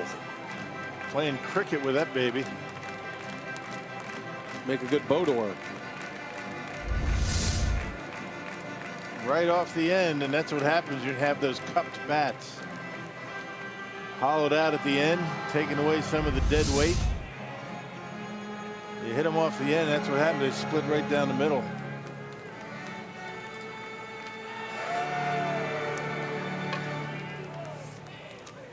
One and 2 the count to Maldonado.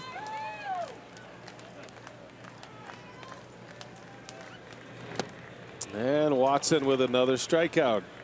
Back-to-back Ks, and the Brewers are down to their last out. Well, here comes Manny Pena. See that change up, circle change, they call it.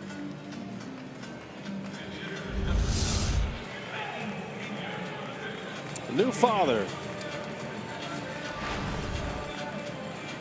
Pena getting an at-bat tonight. Sure he will dedicate this one to his brand new daughter, Jamina. It's a great moment for these guys. He's in the big leagues. He's got a daughter now. Yeah. She'll have him wrapped around her finger instantly. And Pena sends one to center field. McCutchen easing back. That's deep but playable, and the ball game is over.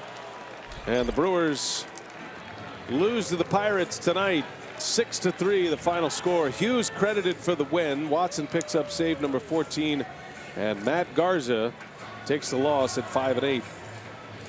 6-3 the final. Brewers Live coming your way. Craig Kashawn standing by with Davey Nelson. Take it away, Craig. Okay, BA, thanks very much. Tough one here from the get-go for Matt Garza and the Brewers. They trailed from the opening 3 batters. We're going to hear from Craig Counsell, get you set for game 2 of this series as well. Plenty to come. Brewers Live postgame is next.